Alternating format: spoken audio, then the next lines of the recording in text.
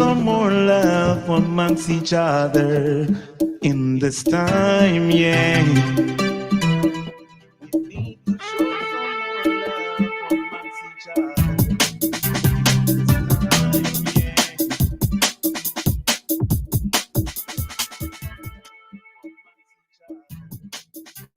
You to know that I am placing myself in a position of danger by openly exposing the Masonic Lodge, because those who do so do so at their own peril. I am not doing this because I want to be a hero or a martyr. I'm doing it because I have to. So if you hear about my suicide because I decided to fly from the top of a 16-story building, please be advised in advance that I did not do that. Or if you read that my car caught fire because my carburetor exploded, my carburetor is fine, thank you. In other words, I did not commit suicide. And the reason that I will not commit suicide is because I believe that only God can take life. I want you to know that those who believe in the ancient mystery religion do not have a similar concern. They believe that murder is acceptable if it protects the secret. So if you believe in the power of prayer, may I suggest that you commit me in prayer to the Creator God of the universe. I am not too proud to ask for prayer because I believe that prayer is simply what is protecting me even today. I would now like to return to my discussion of the Masonic Lodge.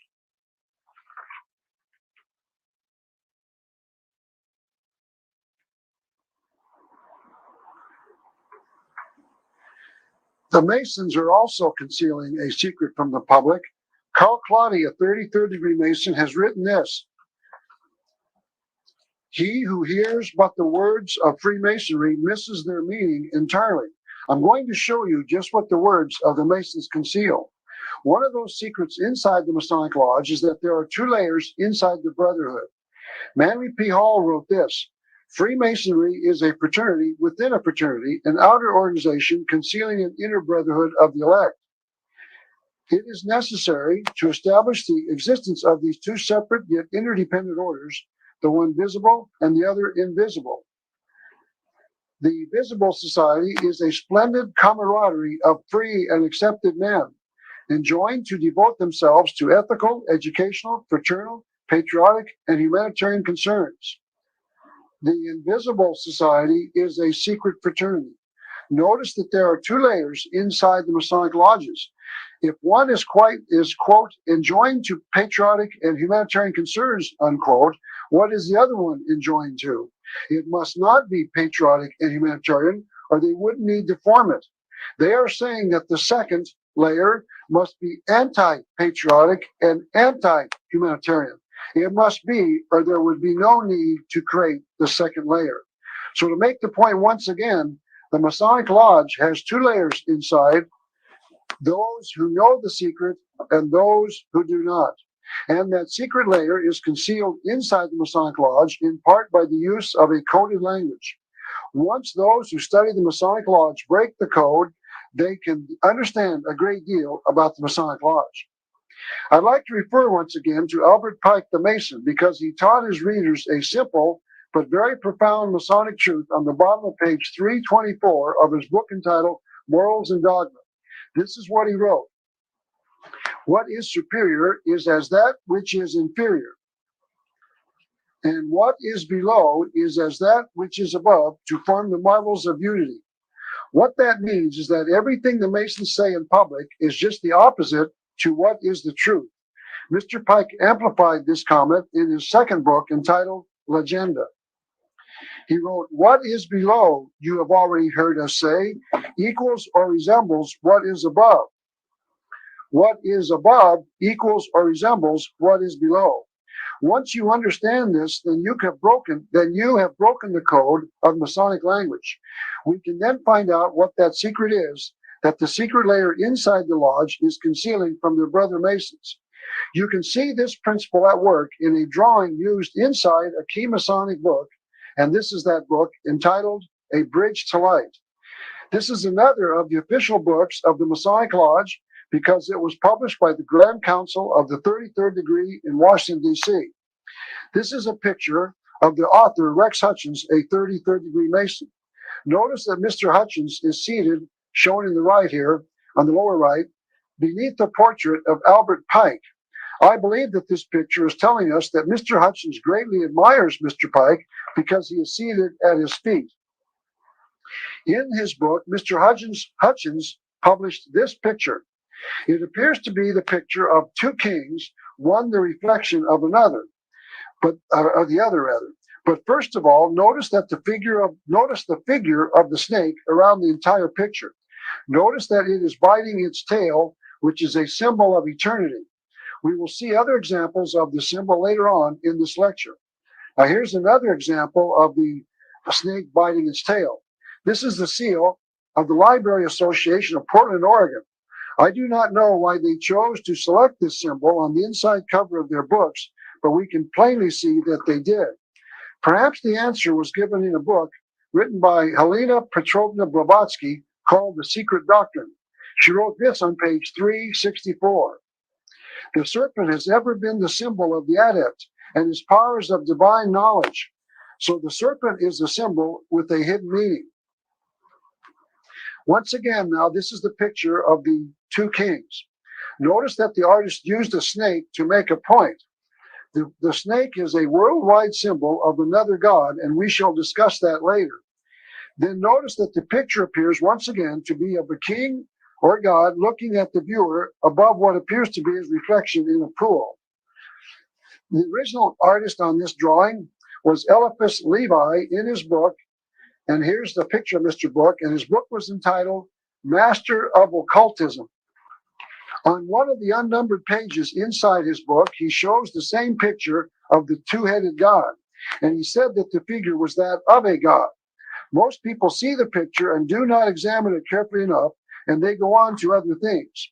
But Mr. Pike is saying that we must examine what the Masons say with great clarity. We must look more carefully. And if you do look more carefully at the picture, you will first notice that everything changes in color from the top drawing to the bottom. For instance, notice that the king's shirt that is black in the top drawing becomes white in the bottom picture, and that his banner around his neck changes from white to black. I think this is a close-up of the face on the top. And there you can see the snake biting its tail. Now, this is the entire drawing flipped over. Yeah, there it is. Meaning that the bottom half of the drawing is now on the top. In other words, the bottom is now on the top, and the top is now on the bottom. And let's take a close-up look at the god on the bottom, now shown on the top, and there it is. Somehow, I don't think that's the same king that we saw a few minutes ago. It looks like the king that they're really worshiping is really a demon. In other words, that which is on top is as that which is on the bottom. According to Albert Pike, if we reverse things, we discover the real truth of the Masonic Lodge. We think the Masons are worshiping a good God, but the truth is that they are in reality worshiping a demon. We, the public, do not examine things carefully enough, and because we do not, they are able to conceal truths from us. Notice that when you reverse things, everything becomes clear, because Pike wrote, that which is above is that which is below. We think the Masons worship the God of the Bible, but Albert Pike said that we were to reverse things, and when we did, we would see the truth. We will see that Masons worship a demon. We don't examine what the Masons are saying in enough detail.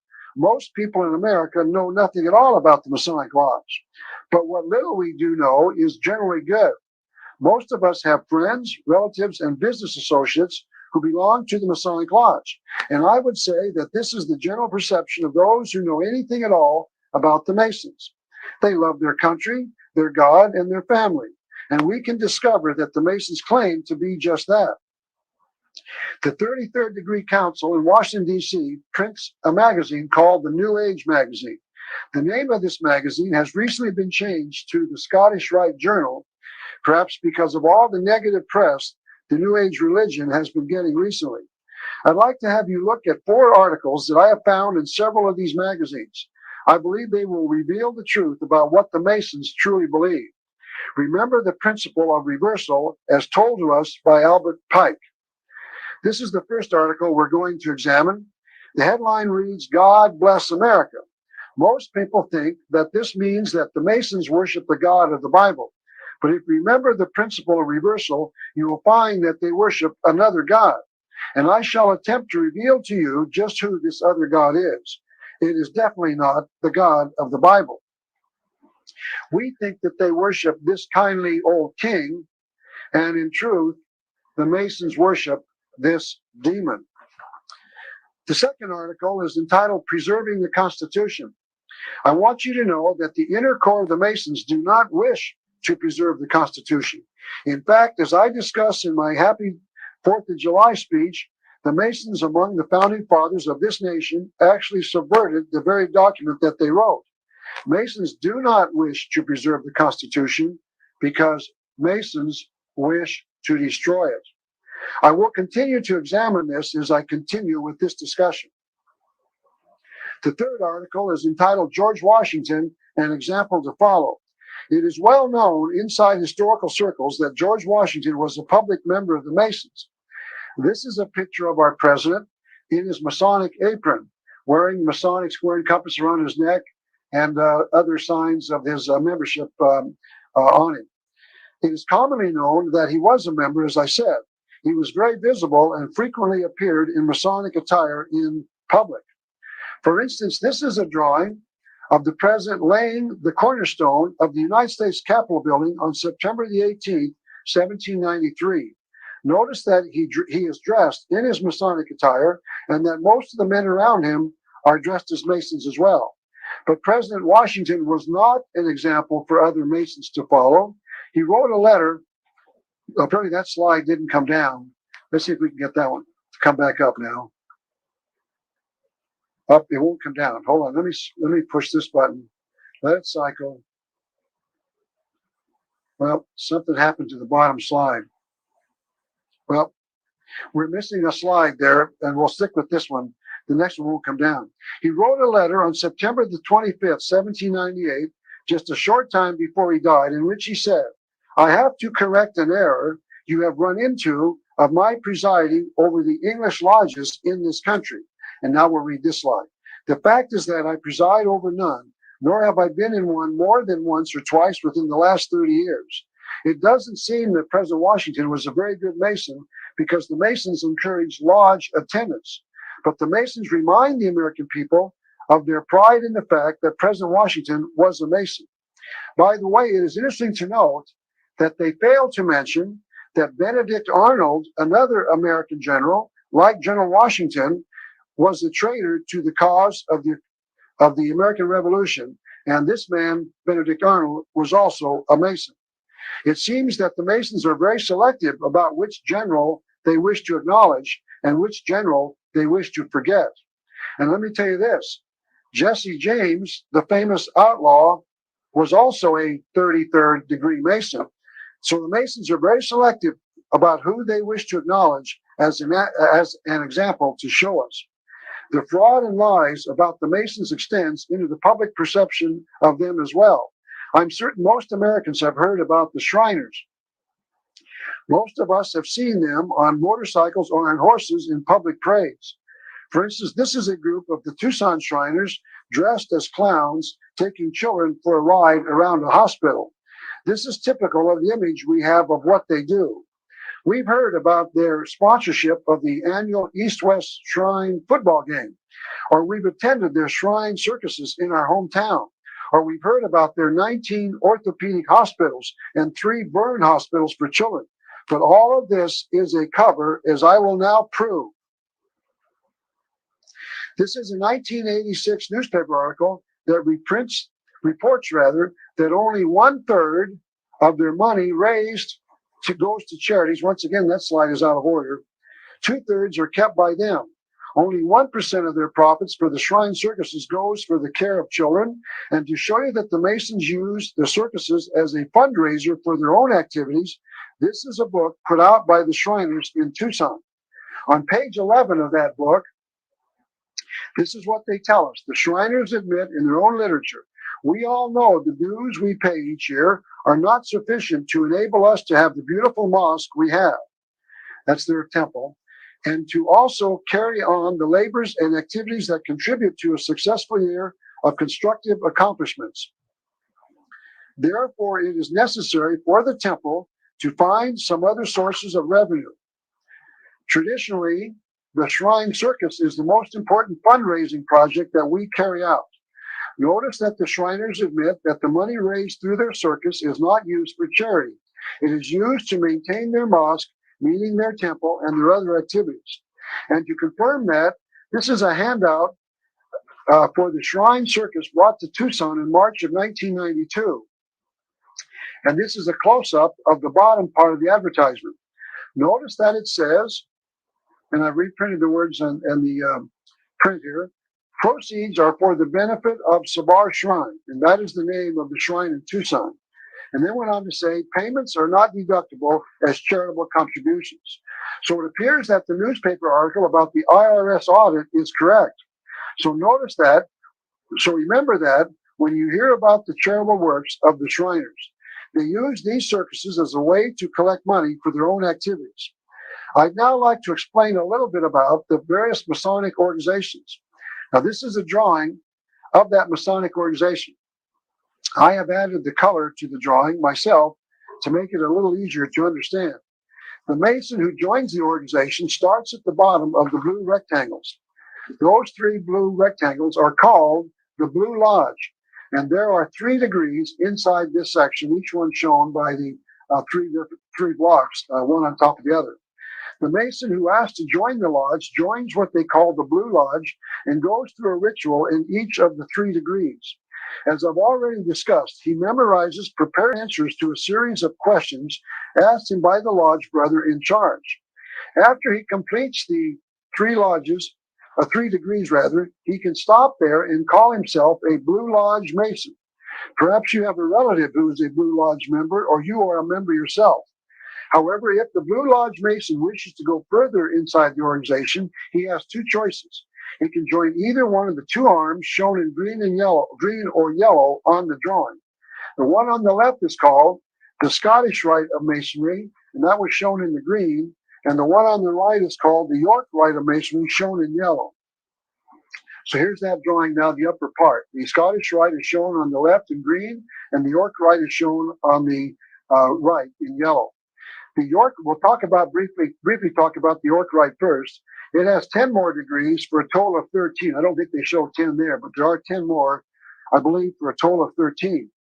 Now, this is a drawing of the York Rite of Masonry drawn by a Masonic magazine. And I think here you see the 10 degrees. Here they show the 13 degrees total, the 3 from the Blue Lodge on the bottom of the ladder, and the 10 degrees of the York Rite. When the Mason reaches the top of the York Rite, he is called a Knight Templar Mason. And this is a picture of a group of Knight Templar Masons shown wearing their lodge paraphernalia.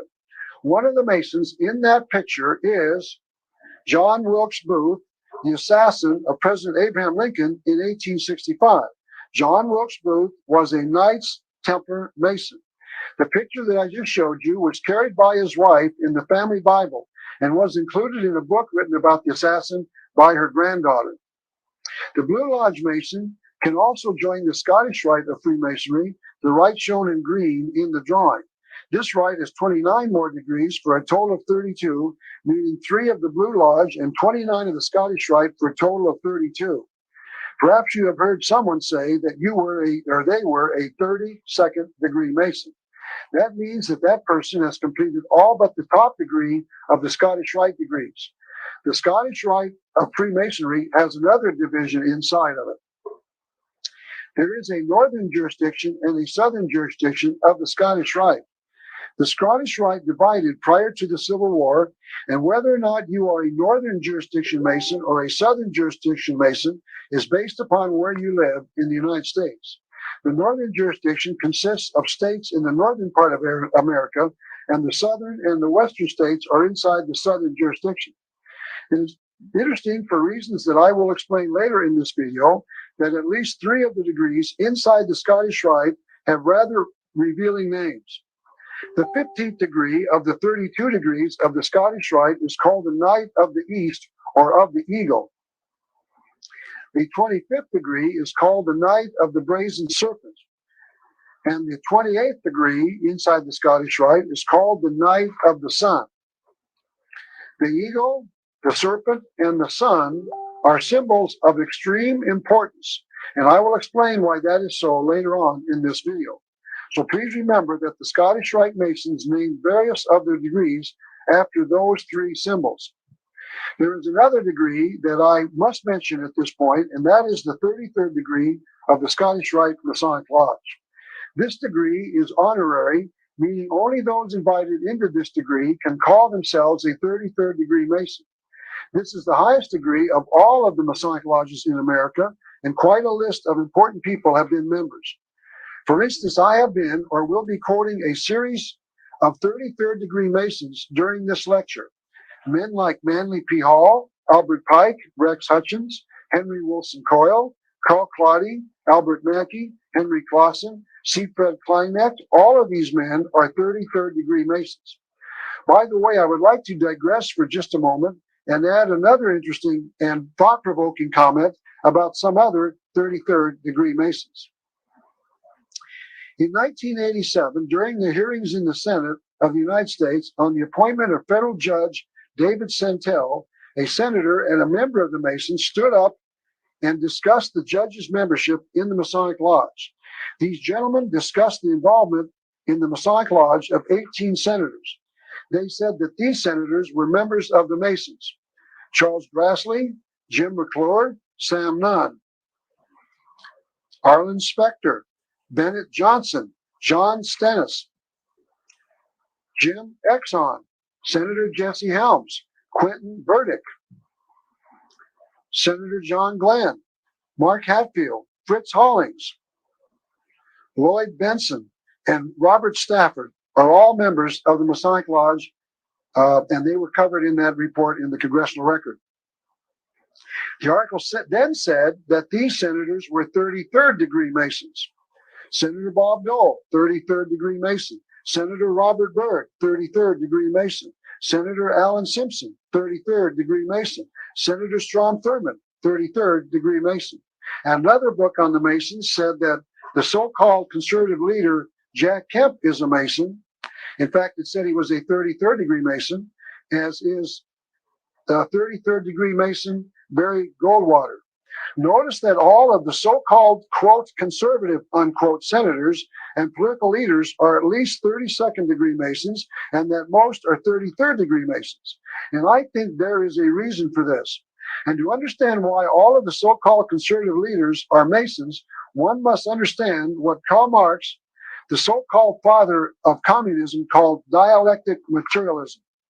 Mr. Marx stated that the communist position on any issue was called the thesis, and that it would be opposed by the opposite position, what he called the antithesis, or, if you will, antithesis. Out of this struggle between these two positions would come the result, the synthesis. Now, if you are the leader of the thesis position and you want your desired result, called the synthesis, to emerge from the struggle between the two, it is in your best interest to control the antithesis as well.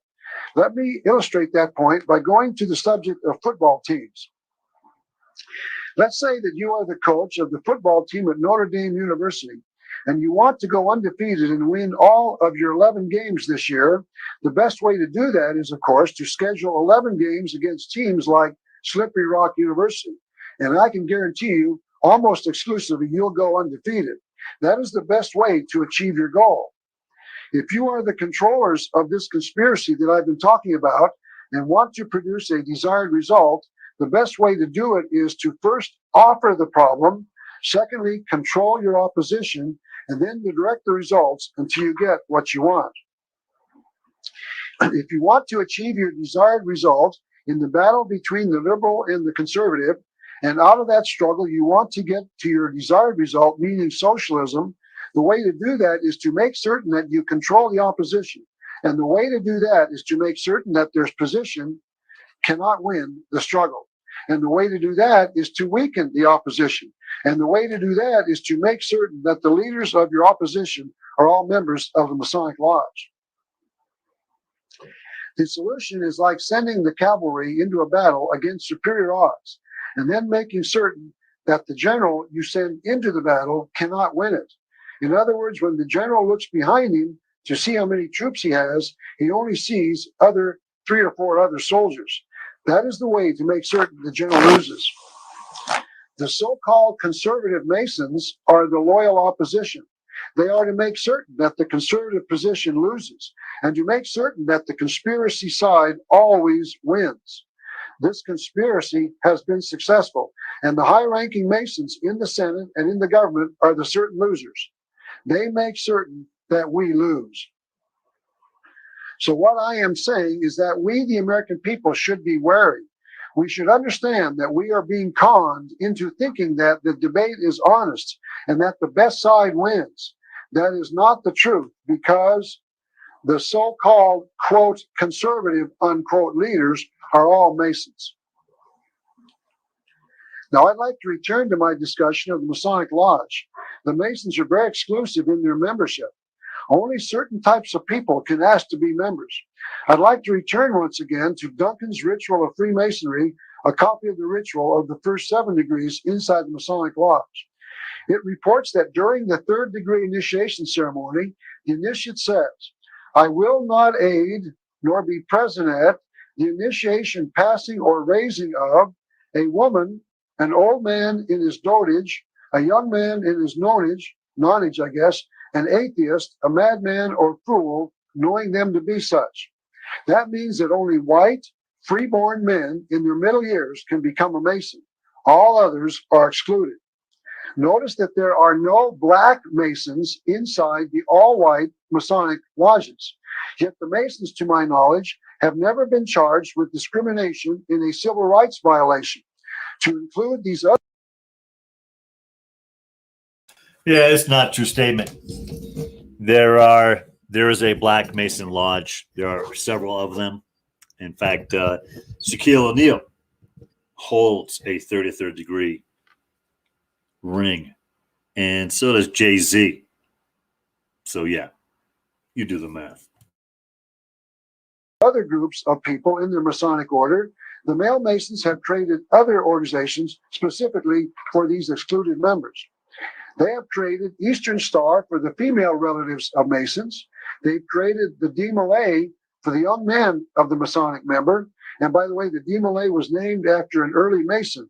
And I will talk more about who this man was a little later. They've created Job's Daughters, or Rainbow Girls, for the young women. And they've created Prince Hall lodges for the blacks who want to join the Masonic Lodge. To show you that Black Masons are excluded from the Masonic Lodge, this is a medallion commemorating the 200th anniversary of the Mason named Prince Hall. You might not be able to see it, but the man shown in relief on the medallion is wearing a tri-cornered hat, a sign that he was an American revolutionary. In fact, Prince Hall was a war hero during the American Revolution, and he asked to join the Masonic Lodge of British soldiers in 1775. 11 days later, he formed the first all-black lodge in America. The Masons commemorated his membership by naming the black lodges after Mr. Hall. Today, in the era of civil rights, and where one group may not exclude blacks or women from their organization without being fined for discrimination, I think it is a fair question to ask why it is that the Masons are able to get away with discrimination. Once again, to my knowledge, there has never been a civil rights lawsuit against the Masons for racial or sexual discrimination. But other organizations in America have been sued and fined. Quite possibly the answer to that question is in the belief that I have that most of America's federal judges are members of the Masonic Lodge. And it is unlikely that they would want to find their own organization guilty of racial or sexual discrimination. As I have shown, it is also known that many men in the Congress and the Senate of the United States government are Masons. And I do not believe that they would allow their organization to be charged with a civil rights violation. Another group formed by the Masons is a group I've already briefly discussed called the Shriners. This group is made up of 32nd degree Scottish Rite Masons and 13th degree York Rite Masons. Many men that I have talked to say that the Shriners are the Masons who have all of the fun, and that is why they joined the Masons in the first place. That might be true in a lot of cases, but the Shriners also have a troubled past that most Shriners do not know anything at all about. This is a book entitled Parade to Glory that I found in a used bookstore some time ago. It appears to be a book that is to be given to the new member of the shrine after he is initiated.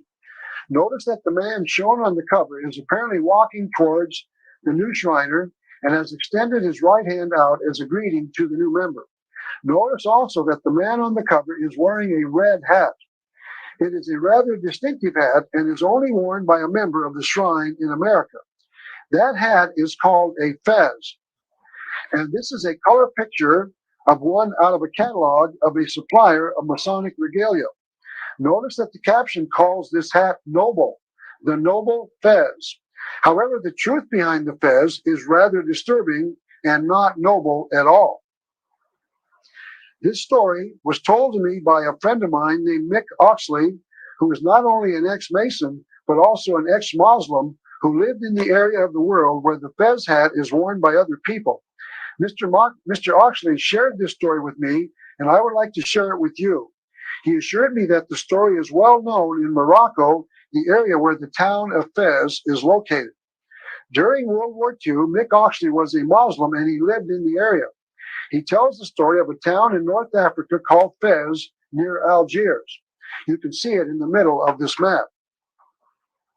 In around 800 AD, the Muslims entered the town of Fez and slaughtered somewhere between 20,000 to 50,000 Christians. They slaughtered the people, men, women, and children, simply because they were Christians. The story continues that the blood ran so heavy after the slaughter that the town was red, and that the Muslims dipped their hats in the blood of the Christians as a sign of their victory over their victims. And the hat, which is made only in the town of Fez, is a 1,200-year symbol of their victory over the Christians. And the Shriners wear fezes. You can ask and then answer the question for yourself as to whether or not the Shriners in America know the story about their hat. But I want you, the viewer, to know that I believe that at least certain Shriners know the story of the fez. Later, I will show you the evidence that the Masons take an oath to destroy Christianity, just like the Muslims did when they murdered Christians in the city of Fez, Morocco. So the fact that most Shriners probably do not know the history of their own hat means little to someone like myself, because I can prove that Masons take an oath to destroy Christianity. But the Shriners tell a slightly different story about their fez. This is that book again that I showed you a few minutes ago, put out in 1977 by the Sabah Shrine Temple in Tucson. On page 5 of this book, the Shriners tell us, it's on the right-hand side of this page, on the lower right, it says the fez. The Shriners tell us why they wear the fez, and this is what it says. The fez, which nobles of the mystic shrine of North America have the privilege and honor of wearing. Notice here that the Shriners claim it is a privilege and an honor to wear a hat that commemorates the vicious slaughter of innocent Christian women and children. The quote continues, has been handed down through the ages as one of the most significant headdresses. Now here they admit that the fez is an old item. Mick Oxley says that the slaughter dates back to 800 AD, now over 1,100 years ago. The Shriners continue. The fez derives its name from the place where it first was manufactured commercially, the holy city of Fez in Morocco. Notice that here they connect the hat to the holy city of Fez. If Fez was considered to be a holy city, the Muslims might not tolerate the fact that non-Muslim Christians were living in it. See how the Shriners tell the truth in hidden language? They admit that the wearing of the fez is an old custom and that it was named after a holy city in Morocco. But if you know the entire truth about the city and its strange hat, then their words become understandable. I think the Shriners know the story about the fez. During their initiation ceremony, all of the Shriners, quote, seal their solemn oath in the name of Allah, the God of the Arab, the Muslim, and Muhammad, the God of our fathers. I want you to remember that many Christians in America became Shriners, and during their initiation into the Shriners, these Christians take an oath in the name of Allah. One can only wonder how a Christian can justify that. Later in their ritual, Shriners acknowledge Islam as the only true faith.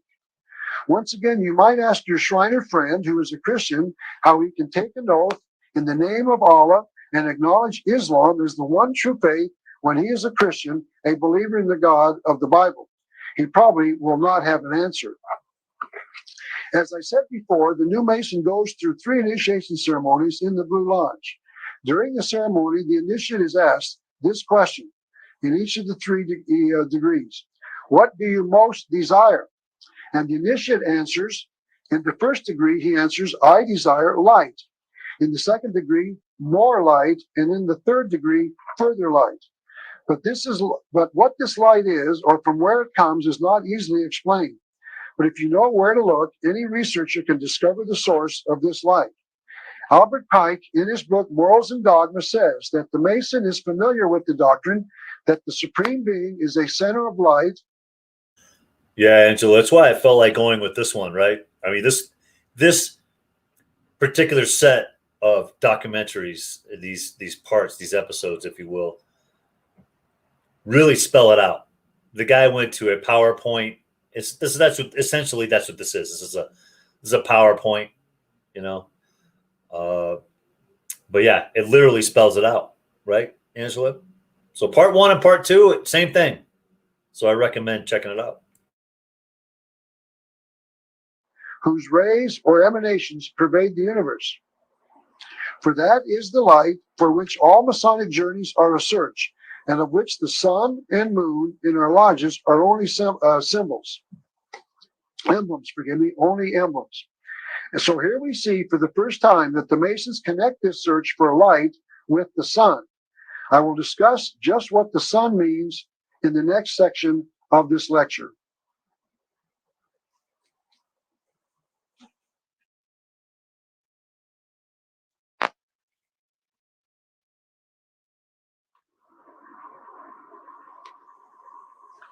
This is a drawing of an ad found in a magazine known as Gnosis. Gnosis is Latin for knowledge, and if you will notice, the path in the drawing leads upward to a round object, presumably the sun. It appears as if the woman on the horse, which you can't see on this picture, but she's at the bottom, is going to the sun, meaning the source of light. So it is not just the Mason who is seeking light from the sun. Those seeking knowledge or truth are called Gnostics, and according to Helena Petrovna Blavatsky, who wrote the following on page 386 of a book entitled The Secret Doctrine, it is in the religious doctrines of the Gnostics that the real meaning of the dragon, the serpent, the goat, and all those symbols of powers now called evil can be seen the best. In their rituals, the Masons tell the initiate that the light he is asking for is the Masonic truth. But nowhere that I can find do the Masons tell the initiate during the ceremony where this light comes from, nor that it is a symbol of something else. But it is possible to know because we can find the answer to that question in other writings of the Masons themselves. To show you that the light is more than a light from the sun or from light bulbs, W.L. Wilmshurst, a member of the Masons, said this in his book entitled The Masonic Initiation. Masonry being essentially and expressly a quest after supernatural light. So this light comes from a God, but the question that quote does not answer is just which God this light comes from. The answer to that question can be found on page 321 of Morals and Dogma, the book written by Albert Pike. Mr. Pike tells the reader where the light that the Mason asks for comes from. This is what he wrote, page 321, Morals and Dogma. If you don't believe me, check it out yourself. Albert Pike wrote, Lucifer, the light bearer. Lucifer, the son of the morning. Is it he who bears the light? Doubt it not.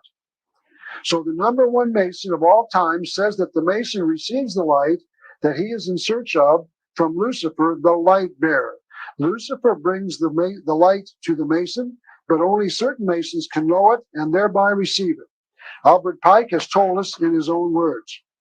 Once again, that quote may be found on page 321 of Morals and Dogma, if anyone would like to check to see if I quoted Mr. Pike correctly, and to make certain that the reader can know that Lucifer brings the light that the initiate asks for. Mr. Pike repeats the thought on page 324. This is what he wrote on that page: a devil, the fallen Lucifer, or light bearer. So the Mason asks for light from the light bearer Lucifer.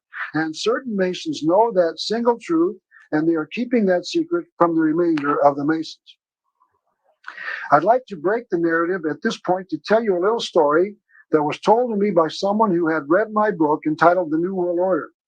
This gentleman mailed me a copy of a video to document his story, and I have taken some slides from the cameraman's coverage of the event. On Saturday, forgive me, that article's kind of lopsided, my photograph. On Saturday, September the 15th, 1991, Masons in Canton, Ohio, commemorated the assassination of President William McKinley. McKinley was a Mason who apparently was born in or lived in Canton, and the Masons wanted to commemorate his death. They planned a parade that day that ended at the McKinley National Memorial, the resting place of the martyred president. This is a slide of the statue of President McKinley in front of the memorial building in the rear. It is interesting to note at this time that the memorial building that we just saw a picture of from the outside has a built-in Masonic symbol in its ceiling. This is a shot of what appears to be a stained glass window at the top of the memorial. If you count the squares with the second square inside them around the circumference of the circle, the second circle it should be. If you count the squares with the second square inside them, oh, I see what I'm saying. Okay. Around the circumference of the circle, you will count 32 of them. And then the circle in the inside would be the 33rd. I will explain the significance of this a little later. This is a picture of a funeral hearse carrying the mock casket of the slain president being driven through the city of Canton. The Masons showed up in force wearing their strange regalia and carrying their banners and flags. The following are a series of slides taken from the video showing the various Masonic organizations involved in the mock funeral. This is a slide of the Knights Templar Masons marching behind their flag. The group for the girls showed up. This is the Rainbow Girls carrying their flag, and some of the girls shown in the picture. And the D-Malay for young men showed up. This is a group for young men behind their banner. And the Job's Daughters marched as well in their white dresses and behind their flag. And this is a group of the Scottish Rite Masons marching with their aprons on. The man in the hat on the right appears to be their president, called the Worshipful Master. These men and women all gathered at the steps at the base of this McKinley memorial, and there we have the speaker and the Masons in their aprons and their regalia standing behind them.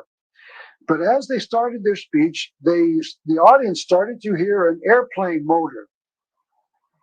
When those in attendance looked up, I know this is very hard to see, but there's a little tiny airplane on the left trailing a large banner. They saw this airplane flying the banner, and everyone in the audience looked up to hear it because of the noise. The sign that the banner was carrying, I know this is hard to read as well, says, "Is Lucifer God of Lucifer God of Freemasonry?"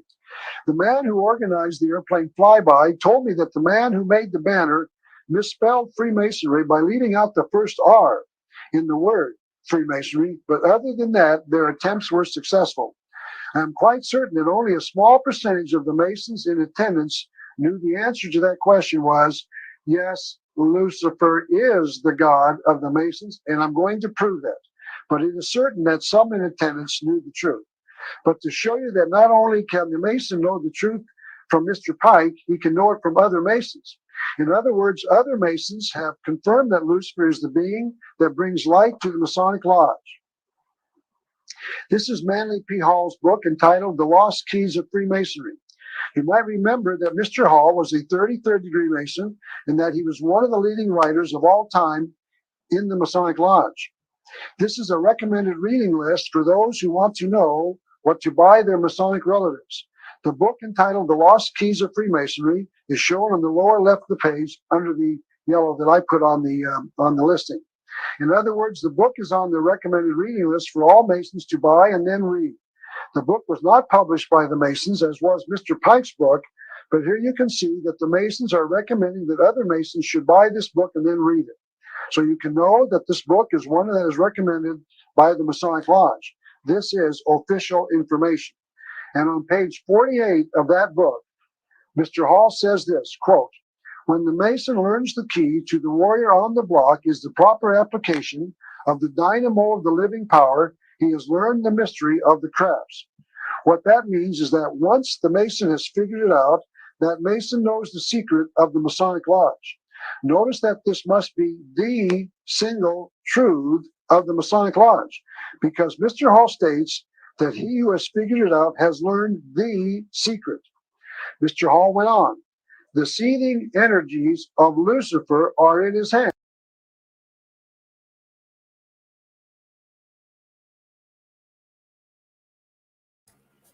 Yeah.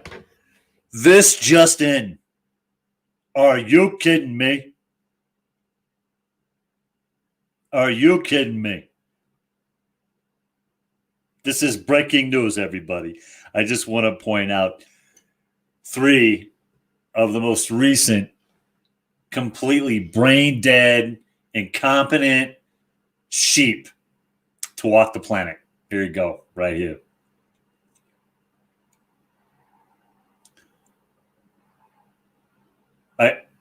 Is this going to be a hate speech? Am I going to get charged with hate speech here on Facebook and YouTube for calling these individuals a couple of douchebags?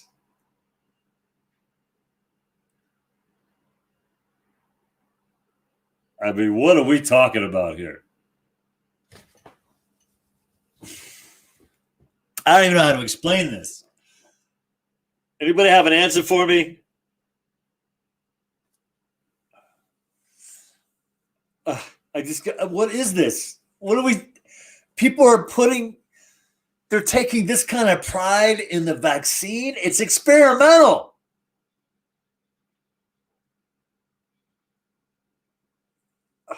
I'm just so thankful I'm not a dumb fuck.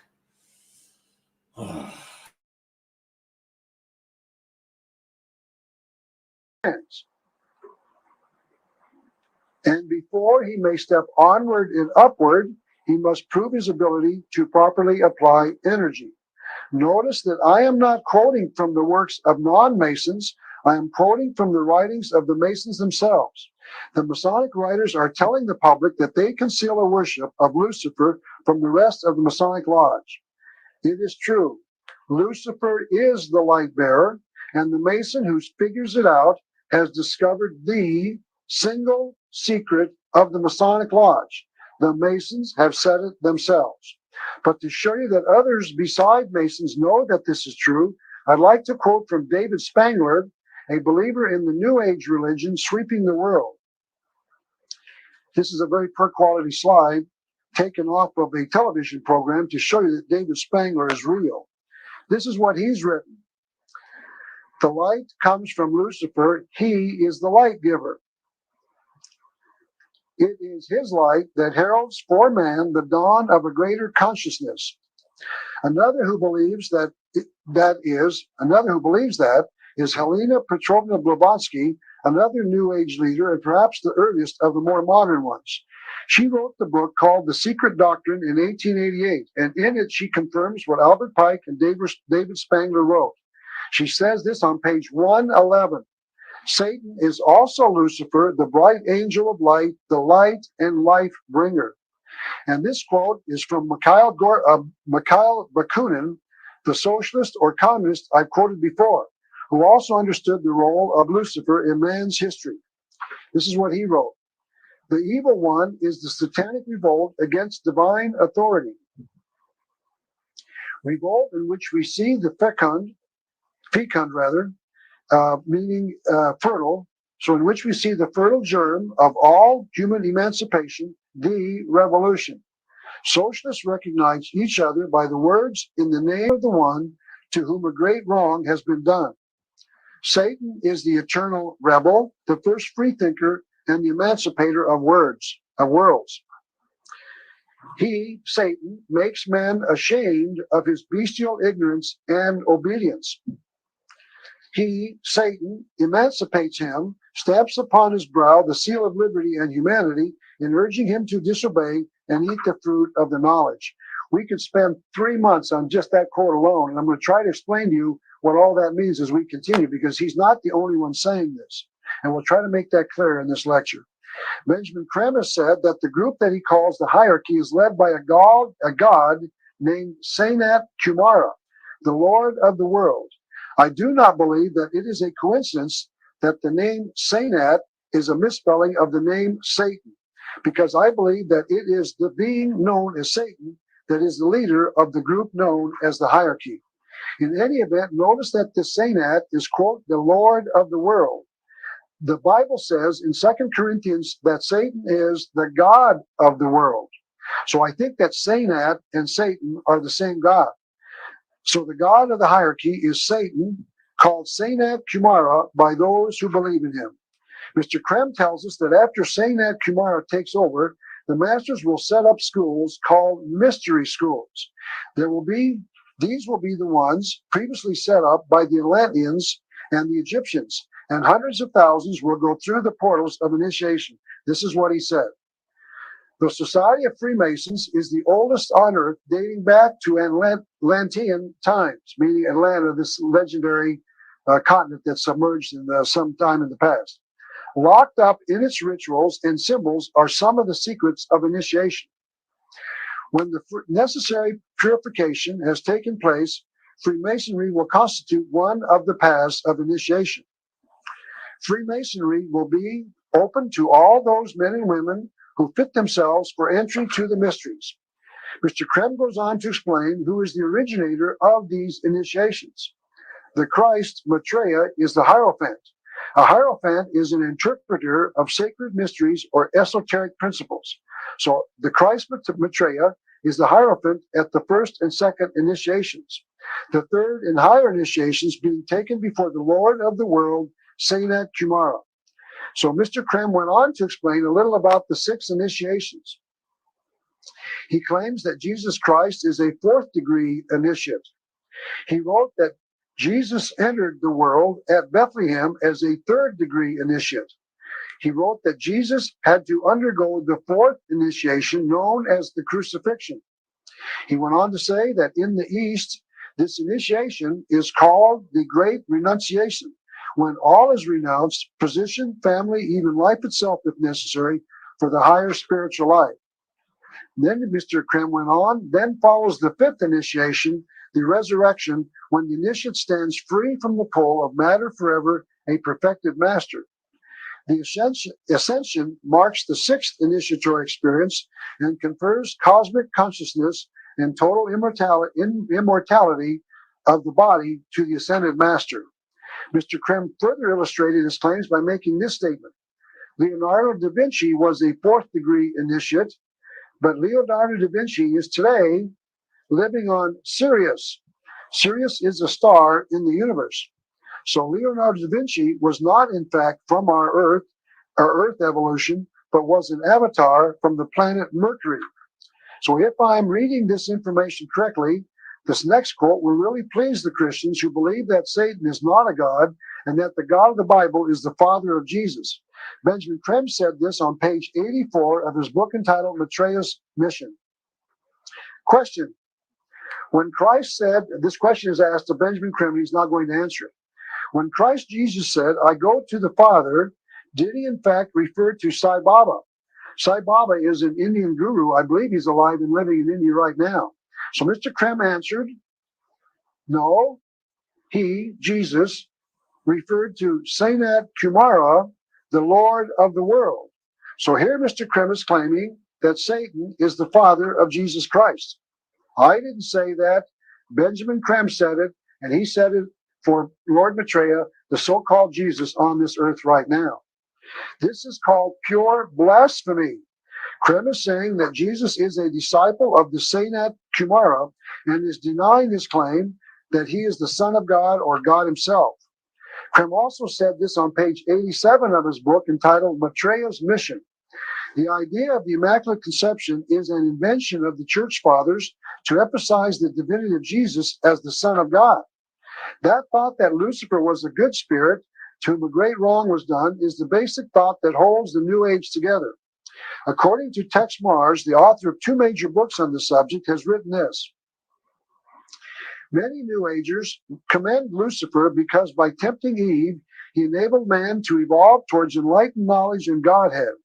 Mr. Mars later recognized the thoughts of a leader in a mystical organization called the Stell Group, named after Eklal Kushana, and I'm pronouncing that the best way I know how. That's an approximation. Mr. Mars wrote that this New Age leader says that Lucifer is the head of a secret brotherhood of spirits.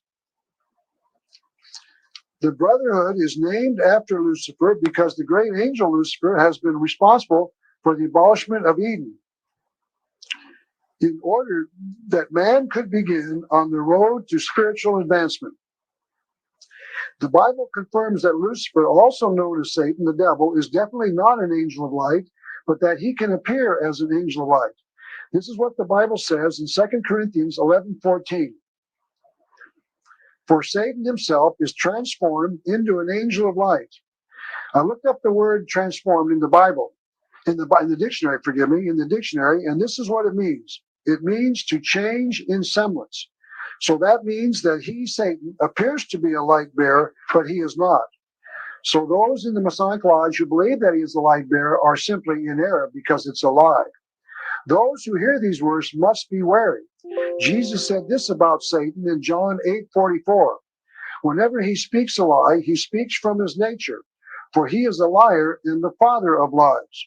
So Lucifer is transformed into an angel of light, but he is the father of lies. That means that he is not an angel of light, he just appears to be. It becomes important now to explain just who this being that is known as Lucifer is. To answer that question, we must go to the Bible once again. As I've said, the Masons and the New Agers the Masons and the New Agers both believe in the being in the Bible called Lucifer, also known as Satan the devil. This is what the Bible tells us in Ezekiel chapter 29, verses 13 to 17. He's talking about Lucifer, Satan the devil. Thou, meaning Lucifer, has been in Eden, the garden of God. Thou art the anointed cherub that covereth, and I have set thee so. Thou wast upon the holy mountain of God. Thou wast perfect in thy ways from the day that thou wast created till iniquity was found in thee. Thou hast sinned, therefore I will cast thee as profane out of the mountain of God. Thou hast corrupted thy wisdom by reason of thy brightness. I will cast thee to the ground. Notice that the Bible teaches the reader that Lucifer was cast down to the ground, meaning the earth, from heaven. And the reason he was ejected was because he had corrupted his wisdom by reason of his brightness. This will be explained by another verse of the Bible. The Bible says this in Isaiah chapter 14, verses 12 through 14. How art thou fallen from heaven, O Lucifer, son of the morning? For thou hast said in thine heart, I will ascend into heaven, I will exalt my throne above the stars of God. I will sit also upon the mount of the congregation in the sides of the north. I will ascend above the heights of the clouds, I will be like the Most High. Remember that Lucifer challenged God in heaven, and for that reason he was thrown out of heaven. And the second thing to notice is that God's throne is in the north of heaven. I will explain why this is important in another section of the lecture. Jesus also explained a little more about Lucifer in Luke chapter 10, verse 18. This is what Jesus said. I beheld Satan as lightning fall from heaven. So Lucifer was thrown out of heaven by the God of the Bible. And Albert Pike confirms that the Masons are a continuation of the belief that the light comes from Lucifer and his tempting of Adam and Eve. This is what he wrote, Albert Pike, on page 136 of his book entitled Morals and Dogma. You still advance towards the light, which is an emblem of the divine truth given by God to the first man, and preserved amid all of the vicissitudes of ages in the traditions and teachings of Masonry. And what is this thing that Pike called the divine truth? It is called knowledge by Albert Pike on page 171 of Morals and Dogma. So in our lodges ought knowledge to be dispensed. And on page 169, he tells the reader just what that knowledge is. The true use of knowledge is to distinguish good from evil. So the purpose of the Masons is to worship Lucifer as the being who freed man so that he alone could decide for himself what was right and wrong. And notice that I am proving this using the writings of the Masons themselves. Now I would like to explain the significance of the fact that the Bible says that the throne of God is in the north. This is important because of what Albert Pike said in his book entitled Morals and Dogma. We're going to repeat this quote. To the Masons, the north has been the place of darkness, and of the great lights of the lodge, none is in the north. Forgive me, we've not quoted that before, so I'm quoting it for the first time. To the Masons, the north has been the place of darkness, and of the great lights in the lodge, none is in the north. That means that the Masons know why they believe that the north is a place of darkness. It is because that is the location of the God of the Bible. The God of the Bible is in the north, and that is considered to be a place of darkness in the Masonic Lodge. There is one other connection to the north being the seat of the God in the Bible. Author Michael Howard said in his book entitled The Occult Conspiracy that Osiris was the Egyptian sun god. We'll cover that more in greater detail later. Osiris traditionally rises from the dead in the north. Since I am claiming that Lucifer was expelled from the north, meaning that he was asked to leave heaven, it would follow that Osiris, being a symbol of Lucifer, would also leave the north for other points of the compass. So Osiris started his work after arising from the north, meaning that he is a symbol of Lucifer. I do not think there is anything else that needs to be said about the fact that the God of the Bible is not included in the ritual of the Masonic Lodge, although I will provide other proof a little later in this lecture. The Mason talks about Masonic truth. The Bible also speaks of truth called light by the Masons. So we're going to ask the question, what is the Masonic truth?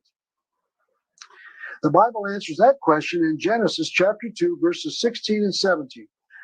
And the Lord God commanded the man, meaning Adam and Eve, the first man and woman, saying, of every tree of the garden thou mayest freely eat, but of the tree of the knowledge of good and evil thou shalt not eat of it. This means that God was instructing man that he was not to decide what was right and wrong, that God himself would instruct him. God was to teach man what was right and wrong. Man was not to decide. The Bible continues in Genesis chapter 3, verses 4 and 5. And the serpent.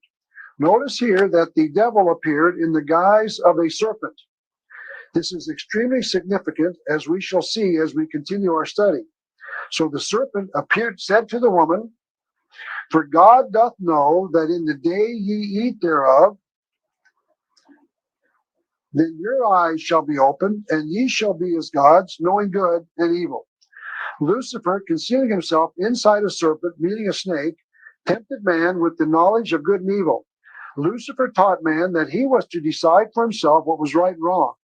And if he knew what was right and wrong, he would not need God. And if he knew right and wrong, he would become as God. God is the father of all moral law. He taught man a whole series of laws through the commandments, some of which he wrote on stone. He taught man what was right and wrong. Many of them were simply written as, thou shalt not, and thou shalt. Mr. Pike told us what the morality of the Masons was in his book entitled Morals and Dogma on pages 833 and 834. Albert Pike wrote, it is not true to say one man, however little, must not be sacrificed to another, however great, to a majority, or to all men. That is not only a fallacy, but a most dangerous one. Often one man and many men must be sacrificed in the ordinary sense of the word to the interests of the many. The interest and even the life of one man must often be sacrificed to the interest and welfare of his country. The God of the Bible taught mankind that sacrificing the life of one man for the sake of another was murder. And he further taught us that murder was not morally permissible. He taught us quite simply, thou shalt not murder. But here Albert Pike was telling us that murder was acceptable as long as the welfare of the country was advanced. This is also called situation ethics. Murder is acceptable as long as the situation warrants. This is the morality of the Masonic Lodge. It has been written in their book about the morals of the Masonic Order. Remember that Pike's book was entitled Morals and Dogma. Once you've made the leap to approving the murder of someone because you feel it will benefit the many, it is easy to murder millions. The New Age religion is also advocating the murder of millions.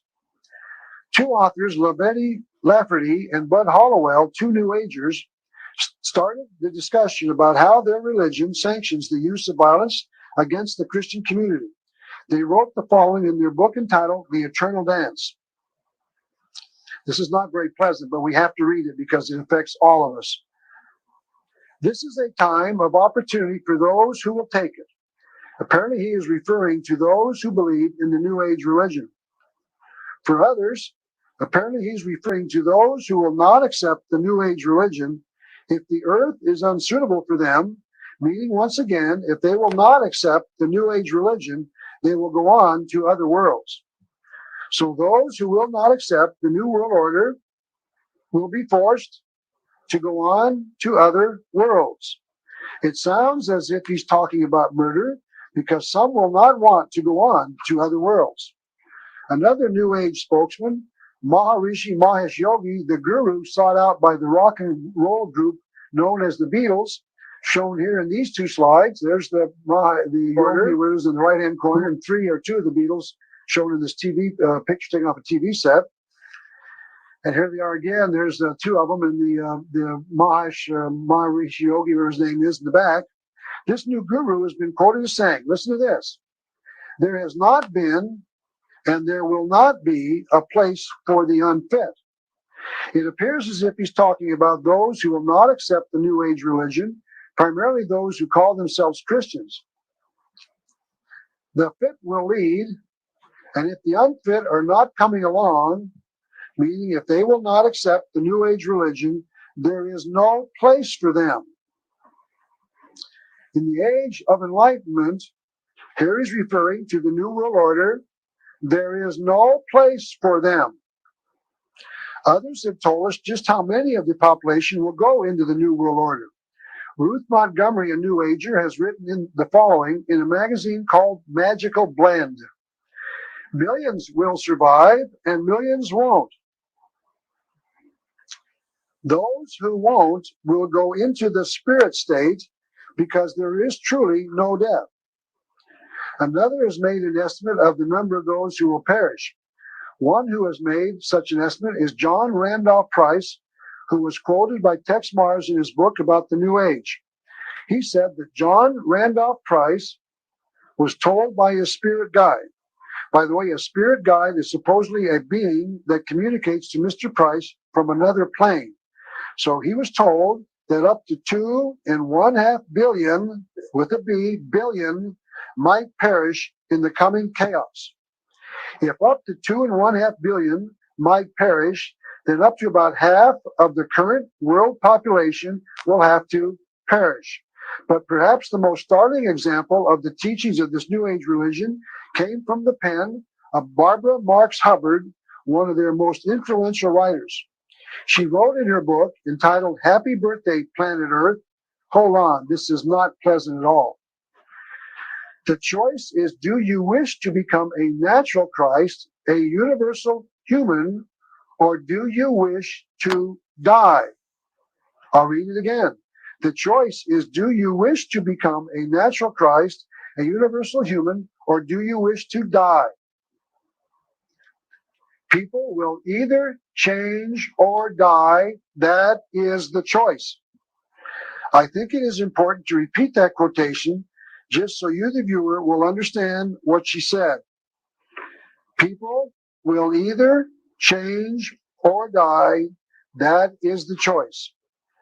You will accept the New World Order or die. That is the choice.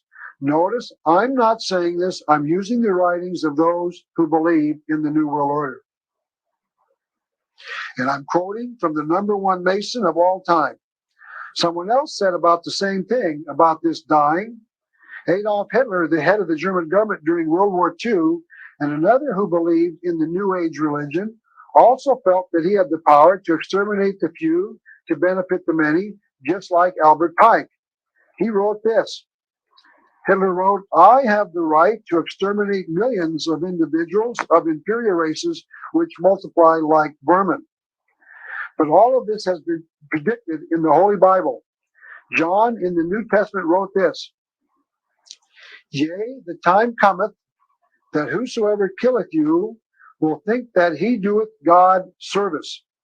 He was writing about the Masons and the New Agers of today nearly 2,000 years ago. It will be interesting and extremely provocative at this time to give you the view of the scriptures that talk about the tempting of Adam and Eve in the Garden of Eden from the pen of Albert Pike, the number one Mason of his time. This is how Mr. Pike sees these events, and he wrote this on page 567 of his book entitled Morals and Dogma. The demons forbade Adam to eat the fruit of the knowledge of good and evil. The Bible said that it was the triune God, the creator God, that forbade Adam and Eve from eating from the tree. Here, Mr. Pike says that the triune God, the creator God in three persons, is three demons, or at least demons, plural. So he's talking about the God of the Bible forbade Adam, because the God of the Bible is a demon. Mr. Pike continues, by which he would have known the empire of light and that of darkness. He, meaning man, obeyed, an angel of light induced him to transgress. So Mr. Pike thinks that the God of the Bible is a demon God and that Lucifer is an angel of light. That thought is consistent with the other quotes from Albert Pike about Lucifer, Satan, the devil. That is how the Masons see the message of this account in Genesis. Notice I'm quoting the man who wrote it himself. I'd like to return once again to the thoughts of Helena Petrovna Blavatsky, another Luciferian who you might recall founded an occult organization called the Theosophical Society. I'd like to quote once again from her book entitled The Secret Doctrine, in which she adds her interpretation of the events in the book of Genesis. Adam, born an image of clay, into which the Lord God. Notice she did not capitalize the G, the letter G, in the word God, as one does when one refers to the Creator God, the God of the Bible. So this Creator God, or this God, breathes the life, the breath of life, but not of intellect and discrimination, which are developed only after he has tasted of the fruit of the tree of knowledge. In other words, when he has acquired the first development of mind. She continued,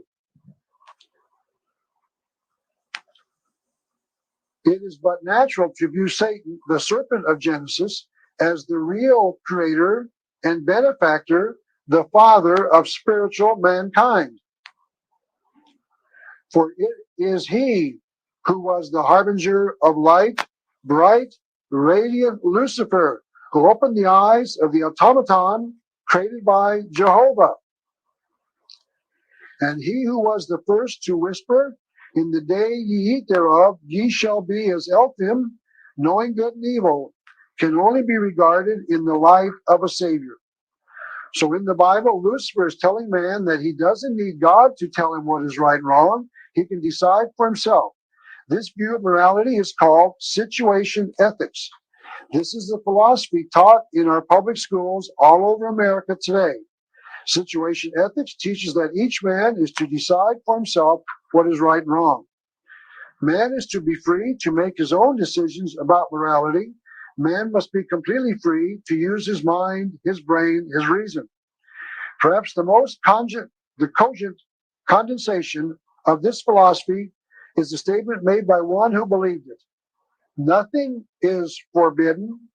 Everything is permitted. I will continue the discussion of situation ethics in the next section.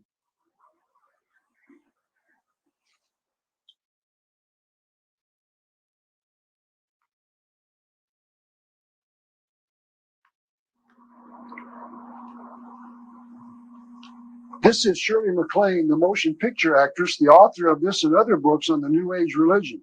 She has also spoken out about situation ethics.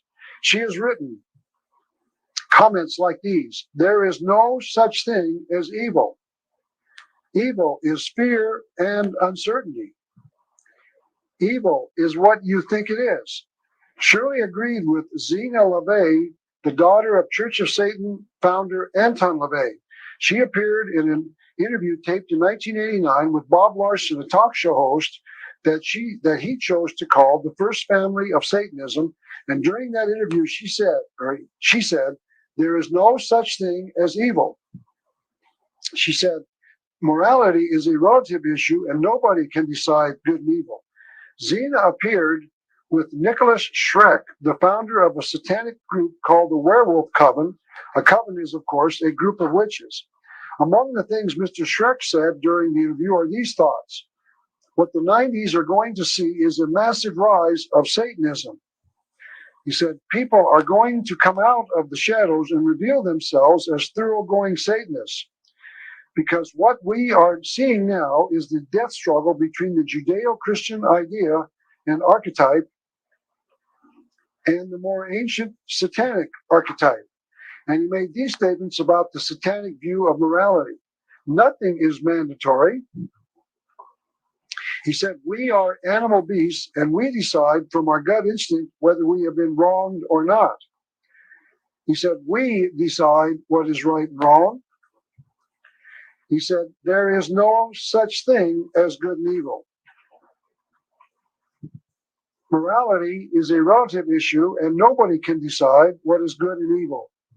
He offered these thoughts on Adolf Hitler, the initiate who killed 53 million people to create the New World Order on this earth. No one can call Hitler's extermination of 6 million Jews evil. He went on to say Hitler was a masterful black magician. And I'll end his contribution to the subject with these thoughts of his on the Christian religion. He said, the Christian religion is evil because it is negative. You, meaning the Christians, base Christianity on a fictional character. Christ is a fairy tale. So here we can see that the Satanic Church agrees with many inside the Masonic Lodge, the New Age religion, and socialists and communists. Another who expressed a similar idea was Aleister Crowley, another Satan worshiper. I'll talk more about him a little later in this lecture, but at this point, I'll leave it at this. He wrote that his moral philosophy consisted of this single statement: do what thou wilt shall be the whole of the law. And the Masons agreed. Albert Pike wrote, reason is the absolute, for it is in it we must believe. Remember that Albert Pike entitled his book, Morals and Dogma. That means that this book was written to teach the Mason what the Masonic morality is. And what Mr. Pike was saying in his book about morality was that if you think it, you can do it. Adam Weishaupt, once again the founder in 1776 of the secret society called the Illuminati, agreed with this statement. He wrote this: man will be rescued from his fall through the secret schools of wisdom. Reason will be the only law of man. When at last reason becomes the religion of man, then will the problem be solved. Reason will be the code of laws to all mankind. This is our great secret. So the Masons and the Illuminati have bought the lie of Lucifer.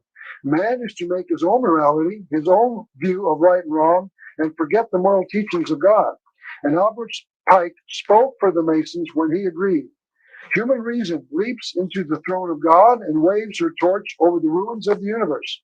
Notice that Mr. Pike believed that God had messed up the universe and that Lucifer and man, using his reason, will correct the situation. Others believe that man can devise similar systems that use reason as its base. One of these was Zbigniew Brzezinski, who was President Jimmy Carter's national security advisor. Brzezinski wrote a book entitled Between Two Ages, in which he says that communism, specifically Marxism, is one such plan. He wrote this on page 72 of that book. Marxism is simultaneously a victory of reason over belief. What he was saying was that Marxism is based upon knowledge or fact, and that religion is based upon belief. Marxism is fact, and religion is superstition. He went on to explain what the major contribution of Marxism was: its revolutionary and broadening influence, which opened man's mind to previously ignored perspectives. Marx opened up man's mind with the lie of absolute reason. So Marx bought the lie, Marx bought the lie of Lucifer, and so did Brzezinski. As I've said, Helena Petrovna Blavatsky, the founder of an occult group called the Theosophical Society, wrote a book entitled The Secret Doctrine in 1888, in which she talks about the secret worship of the ancient mysteries. On page 162 of that book, she says this: Lucifer, the spirit of intellectual enlightenment and freedom of thought. So we can see a pattern developing amongst those of the occult sciences. They all share a belief in Lucifer. These people all believe that Lucifer is the light bearer. And to show you that Albert Pike believes the same thing, he added the morality of the Masonic Lodge to the discussion. Remember that his book was entitled, once again, Morals in Dogma. This is how he described the morals of the Masonic Lodge on page 37 of his book. All truths are truths of period and not truths of eternity. And repeated the idea on page 52. What is untrue today may become true in another generation. So there are no absolutes. Whatever is true today is false tomorrow. So this is a common thought amongst the occultists. That is what is being taught in the public schools today in America in the field of sex education. Simply stated, there is no morality being taught in sex education today. Each individual is to decide for himself what is right and wrong in the area of sex. Parents, the rabbi, the priest, and the minister cannot teach anyone what is right and wrong about sex today. The public schools are teaching that each one is to decide for himself. And to show you that it is my opinion that the public school system is teaching situations as a national policy, let me show you this, the symbol of the National Education Association. I am not a member of this group, but in 1985, I went to their office here in Tucson and asked for this copy of their symbol. They gladly provided one for me, and when I asked the manager of the office what all of these symbols meant, he told me that he did not know. So I would like to give you my explanation. Notice, first of all, that the colors are red, white, and blue, and that means that they are patriotic. So whenever anyone is critical of their organization, they can claim that their colors are right off the American flag, and that the person making the accusation is the one that is unpatriotic. But there is, I believe, a hidden message concealed inside the entire thing. The symbol on the inside is the symbol of pi, denoting the ratio of the circumference of a circle to its diameter. Pi is called an absolute, meaning that it will be the same everywhere in the universe. Pi will have the same ratio on Earth that it will have on Mars, or for that matter, on any other planet anywhere else in the universe. The red arrow placed on top of the pi symbol, I believe, is public education. And notice that it cuts through, it pierces, or it kills the absolute symbol of pi. What this symbol is saying is that the purpose of public education, I believe, is to destroy or annihilate the absolutes in the universe. It is intended to destroy absolutes, just like Albert Pike and the others wanted. I cannot prove it, but I think that it is what these symbols are saying. I think it is fair to conclude that the symbol is saying that the public education exists to destroy absolutes. And the method they are using to destroy moral absolutes in our schools is by teaching situation ethics, the philosophy that teaches there are no moral absolutes. And that program was supported by the Masonic Lodge. Albert Pike wrote this in his book entitled Agenda. In these degrees, you become pledged to the cause of true freedom, of free thought, free speech, and free conscience. That means that in the New World Order, there will be no biblical morality. That is what Mr. Pike means by free conscience. Each man is to decide for himself what is right and wrong. There are still others who agree that there is no morality in the New World Order. Adam Weishaupt, the founder of the Illuminati, wrote this: "Behold our secret. If in order to destroy all Christianity, remember that the end justifies the means." What he was saying was that whatever it takes to get the job done is permissible. There is no concept of morality in a philosophy such as this. There is no morality if you believe, as Adam Weishaupt taught, do whatever you have to do to advance the cause. If you have to break God's, quote, artificial, unquote, morality, you have authority from Adam Weishaupt to do so. It is interesting to examine what the Masons think about Adam Weishaupt's declaration that he and the Illuminati are out to destroy all Christianity. Those are Professor Weishaupt's own words that anyone can read if they will only look for them. This is once again Albert Mackey's encyclopedia. Mr. Mackey was a 33rd degree Mason, and he wrote what is commonly referred to as the finest Masonic encyclopedia ever written. The first page of the book says this about Albert Mackey. His, meaning Albert Mackey's, writings are universally esteemed for their sincerity, honest records, and common sense. And the book goes on to say that Mr. Mackey was a leader who valued accuracy. And this is what Albert Mackey said about the Illuminati and their leader. The original design of Illuminism was undoubtedly the elevation of the human race. He went on to say Weishaupt was a Masonic reformer. He went on to say Weishaupt could not have been the monster that he's been painted by his adversaries.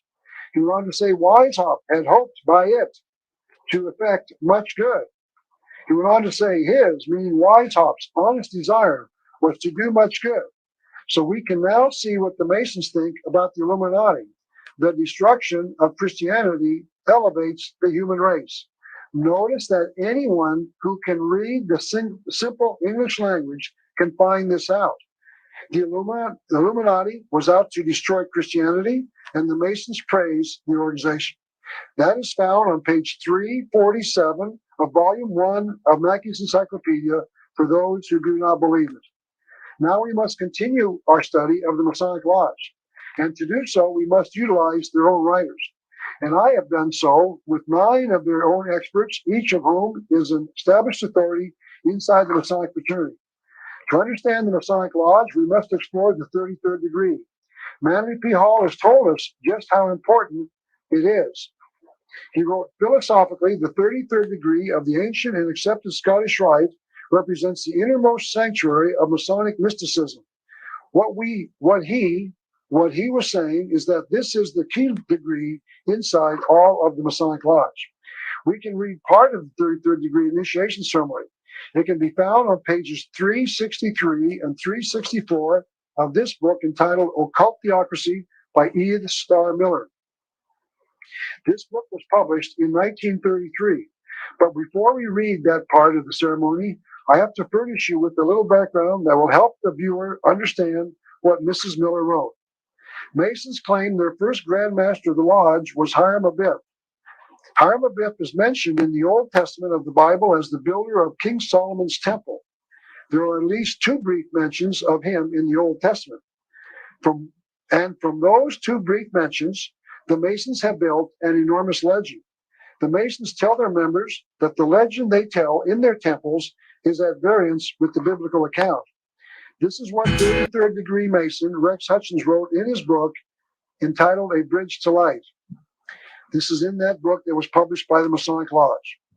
The biblical account of the story of Hiram is occasionally at variance with the legend as told in Masonic instruction. For example, we are told in 1 Kings 7:40 that Hiram finished all the work he had been commissioned to do by King Solomon and presumably returned to his country.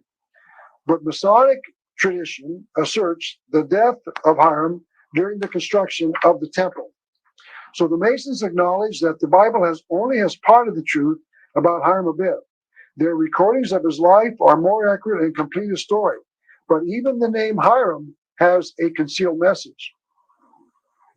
This is a little book entitled Symbolism of the 3 Degrees, written by a Mason named Oliver Day Smith. This book was given to every Mason in the state of New Jersey because it is published by the Grand Lodge of that state. This is what the author says about the name of Hiram. It is said that Hiram, in its pure and original form, literally meant light or the sun. So even the name of their hero has a concealed symbol connection to the sun. The Masons claim that Hiram was a member of the Masons and was called a Master Mason. A Master Mason is one who has the secrets of the Masonic Lodge and has taken an oath to protect those secrets even on the pain of death. The other Masons who did the actual construction were called apprentice Masons. And apprentice Masons do not have the secrets of the Master Masons. Three of the apprentice Masons decided that they wanted to know the secrets of the Master Mason, Hiram Abiff, so they confronted him as he was leaving the temple one night. Hiram Abiff refused to give the three men the secrets, so the last apprentice Mason killed him. According to the legend, Hiram Abiff was murdered at the west gate of the temple, which is where the sun sets. So we can see another connection to Hiram Abiff and sun worship. The three scoundrels in the legend were named Jubilo, Jubilah, and Jubilam. As far as I can tell, these names are not translated by the Masons, but I believe they have something to do with the word light in Latin. A Latin dictionary defines the word jubar or jubar with these words. In literature, the light of the sun. When I took high school Spanish, I learned to conjugate words such as I am, you are, we are. So I believe that jubilo means I am light, jubila means she is light, and jubilam means we are light. So the whole legend has enormous significance to the Mason and concealed truth. Now I'd like to return to our study of the 33rd degree ritual from the book entitled Occult Theocracy. I'd like to explain that Mrs. Miller, the author of the book, is not a member of the Masons, and it is a fair question to ask as to why we should believe her when she quotes from a part of the 33rd degree ritual. The reason that I believe her is because I have found other Masonic materials which confirm that she had found the truth, a part of the 33rd degree ritual. So I believe that what we are about to read is the truth. This is what Mrs. Miller said and is contained within the 33rd degree ritual. For the sovereign inspector, the 33rd is the last degree of the rite. The order is the order could mean very well the 33rd degree, or perhaps even the Scottish Rite of Freemasonry, is the great avenger of the assassinated Grand Master. That means that the 33rd degree, at least, is out to avenge the death of Hiram Abiff, the Grand Master of the Masonic Lodge. This is extremely significant for reasons I'm about to explain. And she went on, and the grand champion of humanity for the innocent Grand Master is man. Man who is master, king of nature, man who is born innocent and unconscious. Notice that Mrs. Miller is reporting that the Masons say that Hiram is not a man, but a symbol of all mankind. The Masons in the 33rd degree are taught that the hero of their legend is not a man, but is a symbol of all of us, meaning he represents all of humanity. The ritual declares that Hiram is the symbol of something concealed. He is not a man, he represents all of us. So what they are saying in their ritual is that the three apprentice Masons murdered mankind instead of Hiram Abiff. The ritual continues, but he, meaning Hiram, has fallen under the blows of three assassins. Three scoundrels have thwarted his happiness and rights and have annihilated him. Now we are going to see who the Masons think have destroyed Hiram, representing all of mankind. The three infamous assassins are law, property, and religion. So the ritual explains that even the scoundrels are not men, but are symbols of something else. In this case, law, property, and religion.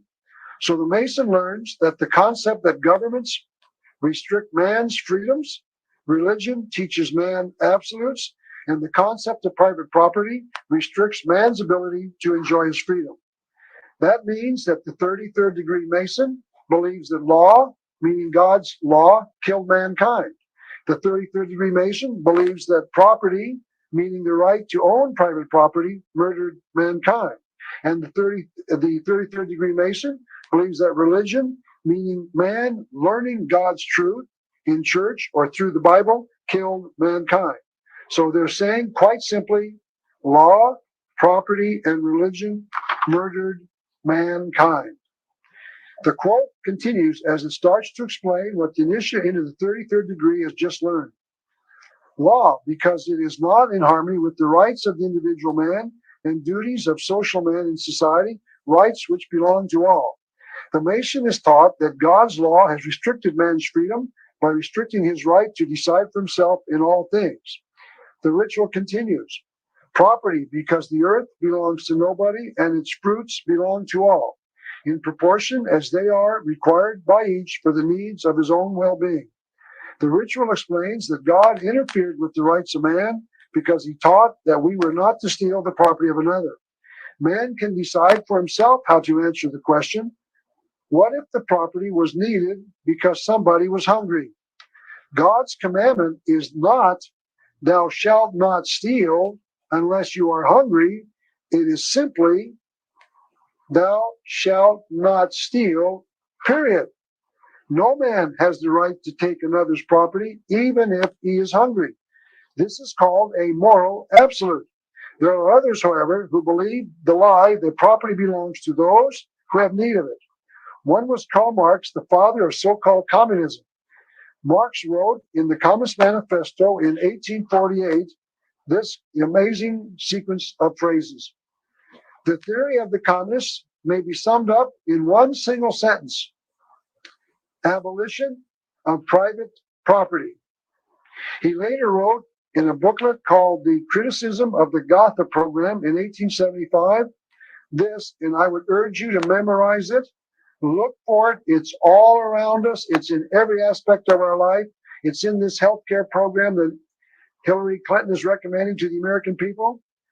From each according to his abilities, to each according to his needs.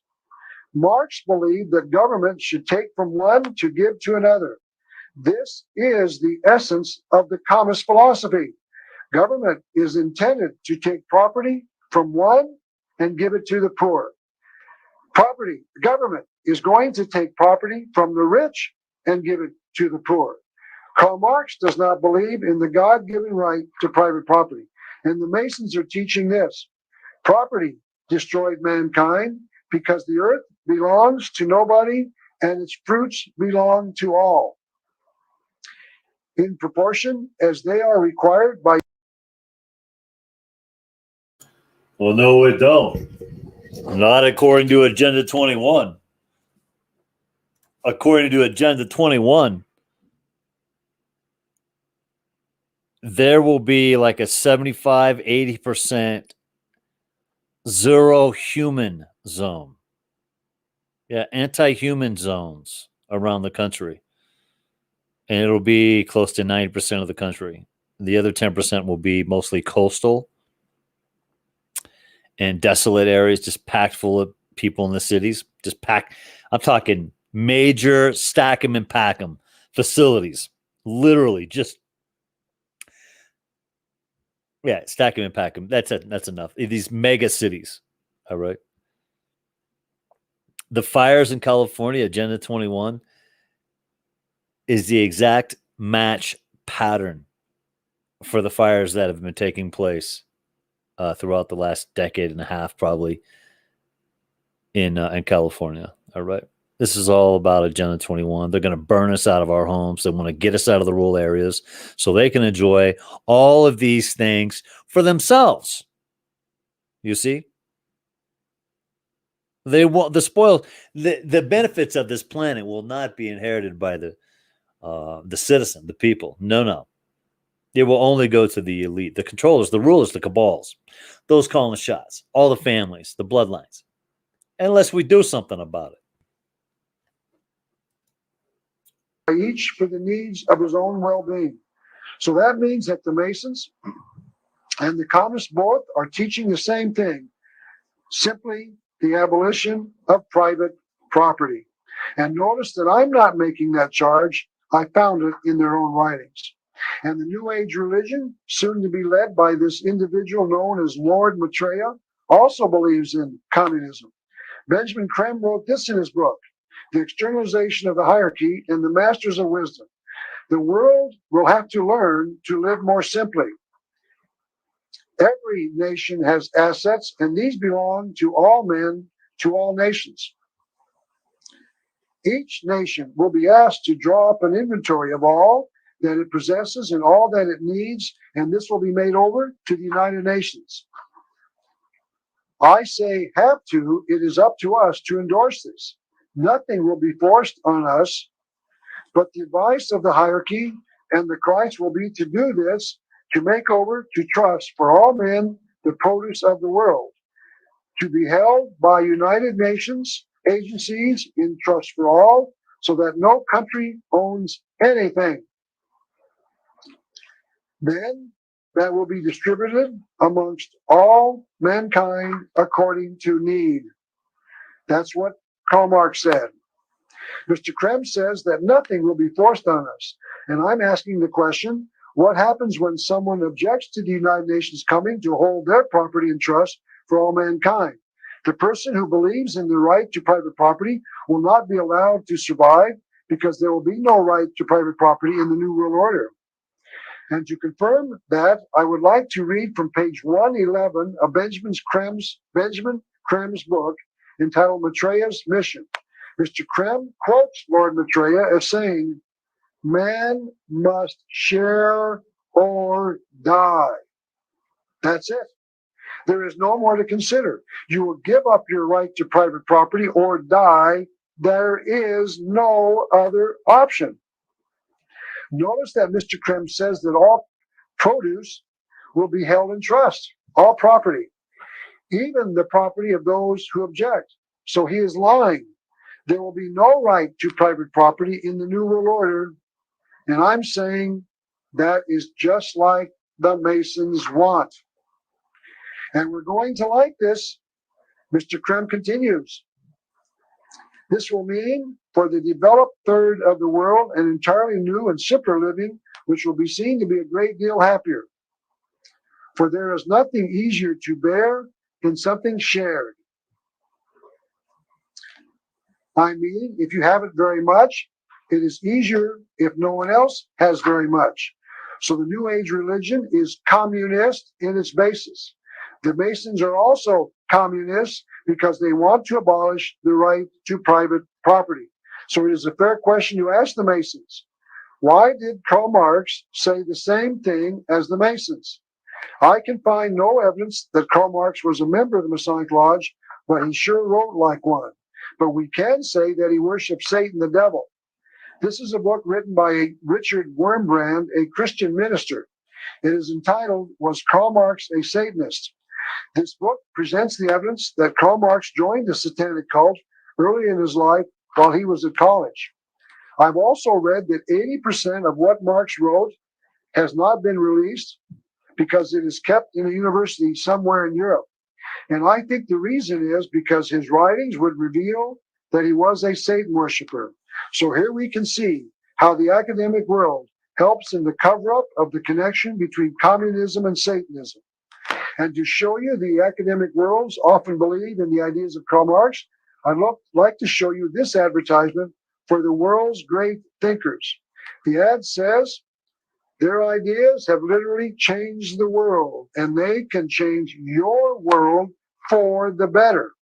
And the man in the middle of all of those men is Karl Marx, the communist. This advertisement is saying that his ideas can change your world for the better. The idea of the communist can change your world for the better. But Karl Marx, the believers in the New Age religion, and the Masons are not the only ones to preach that we must abolish the right to private property. President Lyndon Johnson said exactly the same thing in 1964. President Lyndon Johnson said, quote, "We are going to try to take all of the money that we think is unnecessarily being spent and take it from the haves and give it to the have-nots that need it so much." There is absolutely no difference in what Karl Marx said and what Lyndon Johnson said. The two statements preach that the government exists to take from one to give to another. This means that both Karl Marx and Lyndon Johnson are talking about the abolition of private property. President Johnson created the War on Poverty, wherein he put into practice what he and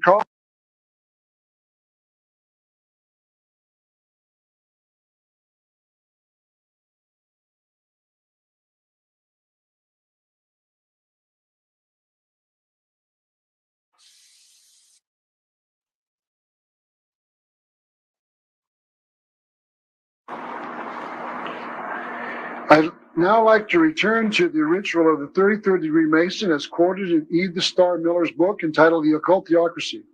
The ritual continues with its explanations of just what it is that has killed mankind.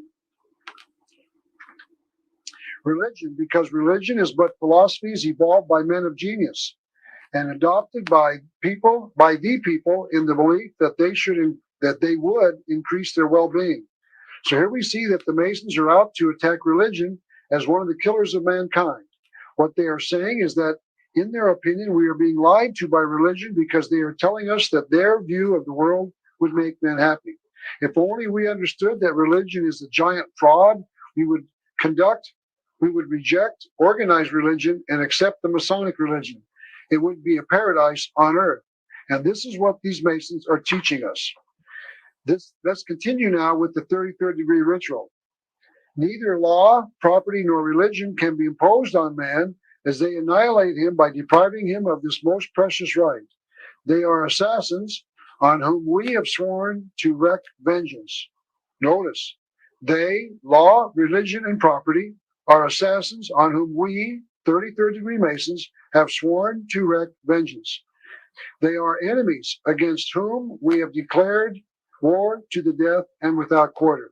So here we see that the Masons take an oath to destroy law, property, and religion. Notice, we wonder why judges in America will not listen to the patriots in their courts who stand up for their God-given rights to private property. As I said before, I can't prove this, but I suspect that it is simply because the majority of judges in America are members of the Masonic Lodge. And many of these Masons, many of these judges have taken an oath to avenge the death, the murder of Hiram, law, property, and religion. The murderers of Hiram. Let's continue with the 33rd degree Masonic ceremony. Of these three infamous enemies, it is on religion that we must concentrate our most deadly attacks, because no people have ever survived its religion. Once religion is dead, law and property will fall to our mercy, and we shall be able to regenerate society, meaning regenerate it into the New World Order, by founding on the corpses of the assassins of man, Masonic religion, Masonic law, and Masonic property. So here we can see that the new society, called the New World Order, is based upon Masonic principles of no property, no law, and no religion. And I want you to know that Albert Pike and the other Masons believe that this New World Order is something to be desired. He wrote, if men were all Masons, that world would be a paradise. The reason that I believe that this account by E. the Star Miller of the 33rd degree Masonic ritual is accurate is because it has been confirmed by a key Masonic writer in his book that was approved by the 33rd degree Council of Masonic Lodge. I'd like to return once again to Rex Hutchins, the 33rd degree Mason I quoted before. Rex Hutchins is the author of this book entitled A Bridge to Light.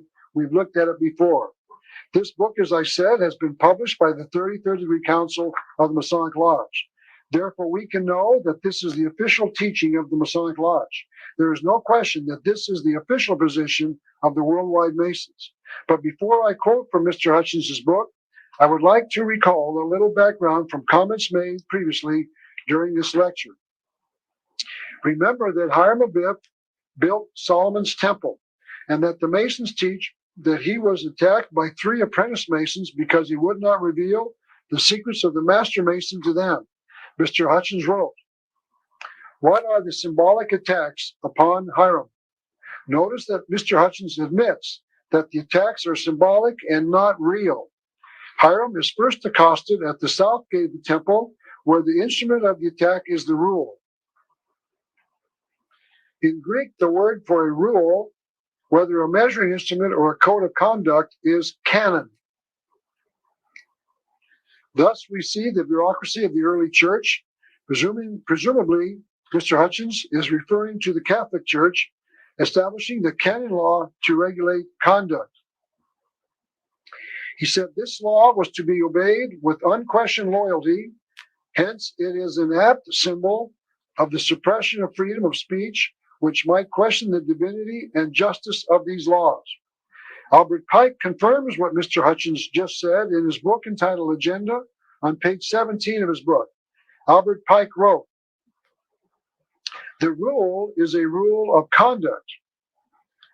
The rule, therefore, canon, is an apt symbol of the church. It is a symbol of the pontifical and sacerdotal power." The word sacerdotal means a belief in the divine authority of the priesthood. The Catholics teach that their priests are the intermediaries between man and God, and that the chief priest, the Pope, is infallible on matters of church theology. Mr. Hutchins continues, "The rigid, unbending square of steel is an apt symbol of the imperial power of Rome," meaning Rome, the home of the Catholic Church. I want to stop here and make an observation. Notice that Mr. Hutchins is critical of the Catholic Church because they say that all the Catholics must obey their teachings with unquestioned loyalty. The one thing I know about the Catholic Church is that if any Catholic does not like what the Church teaches, they are free to leave.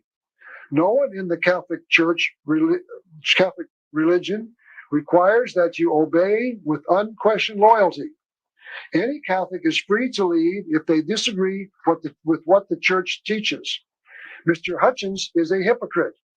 It is interesting to note that nowhere that I can find in his book does he criticize the federal government when they definitely require that all Americans, quote, obey with unquestioned loyalty, unquote, any of their laws that any American does not agree with. If you do not like a particular American law, one that violates your rights to life, liberty, or property, you cannot disagree with the law and leave. The government passes laws, and we must obey them with unquestioned loyalty. We cannot leave if we disagree. For instance, I believe, as I pointed out in the last session of this lecture, that welfare is legalized theft. I believe that government has no right to take my property in the form of taxation to give it to someone that they claim needs it. This is called stealing if I do not believe in welfare. If I object by not paying my taxes, I go to jail. That is requiring me to obey with unquestioned loyalty. But this learned PhD, Dr. Rex Hutchins, does not object to that. When one person is required to work for the benefit of another, it is called slavery. When the government forces one person to earn a wage for the benefit of another, it is called slavery. Slavery is defined as forcing one to work for the benefit of another. Welfare forces me to work for the benefit of another. Welfare is slavery, but Dr. Hutchins cannot see that. I used to be a Catholic. I did not like some of the things they were teaching, so I left. No one forced me to go to church. No one forced me to obey with unquestioned loyalty. But this PhD does not understand the difference. PhDs are supposed to be educated, but Mr. Hutchins cannot recognize slavery when he sees it, because when I am forced to pay my taxes when I object, it is called slavery. But this PhD cannot recognize that, and because that is pure hypocrisy. Yet Mr. Hutchins is critical of the Catholic Church, where anyone is free to leave if they do not wish to obey, but he is not critical of the government where none are free to leave if they do not wish to obey. Dr. Hutchins was not able to see the difference, yet Dr. Hutchins received his PhD from the University of Arizona. That means that he is an educated man. Supposedly, this PhD would be able to figure this out, but he can't. And this very glaring mistake was repeated by Albert Pike, who wrote this on page 15 of his book entitled Agenda. The Scottish Masonry makes no war on Catholicism, apparently meaning Christianity, as a religion. It resists only its claim of right to resort to force to compel men to believe what its infallibility decides to be truth in matters incomprehensible. So even the greatest Mason of all time cannot recognize slavery when he sees it. So Mr. Pike is just as wrong as Mr. Hutchins. Both of these men are learned hypocrites. That makes Masonry wrong in one of its basic premises. Because Hutchins and Pike cannot see slavery when it shows up in the form of legalized theft, Masonry cannot see slavery when it shows up in the form of legalized theft. Masonry, where is your objection to legalized theft in the form of welfare? Where is your objection when the government forces us to obey with unquestioned loyalty? I think any fair researcher will find no objection in their writings. So the Masons are hypocrites. The Masons who do not object to legalized theft are hypocrites. Masonry, where is your objection to slavery in the form of welfare? Welfare has been part of the government's program of legalized theft for some 30 years. But where is Masonry's objection? They object to an example where there is no force, but are silent where there is force. Let me recommend to any Mason watching this video, it is time to get out. Do not obey the Masons with unquestioned loyalty. It is time to get out. Leave the order. Mr. Hutchins continues in his book, therefore Hiram, with the rule, is struck where the organs of speech are. Here he points out that mankind was murdered by the church who would not let them question their teachings. They are murdered with the rule, meaning the teachings of the canon church, of the Catholic Church. Before I continue with Mr. Hutchins' quote, I would like to show you these two symbols of the Masons, the square and the compass. Notice that the two objects are the square, a right-angled piece of metal used for drawing straight lines, and it is one of the two symbols of the Masonic Lodge. The other is the compass, used for drawing circles and curved lines. Mr. Hutchins continues, the instrument of attack at the west gate of the temple was the square. It, meaning the square, represents the merger of civil and religious power intending to control man's emotions, telling him not only what he can do, but also what he can believe.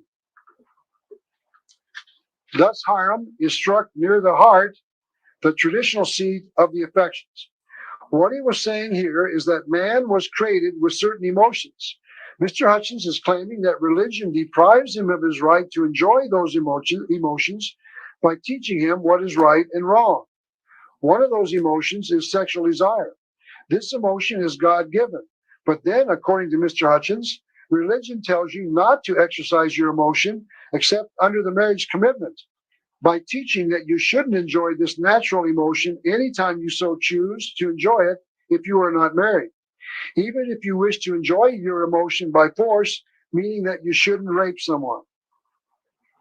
What Mr. Hutchins is saying is that religion deprives mankind of the use of their God-given emotions by telling him that he can't use it.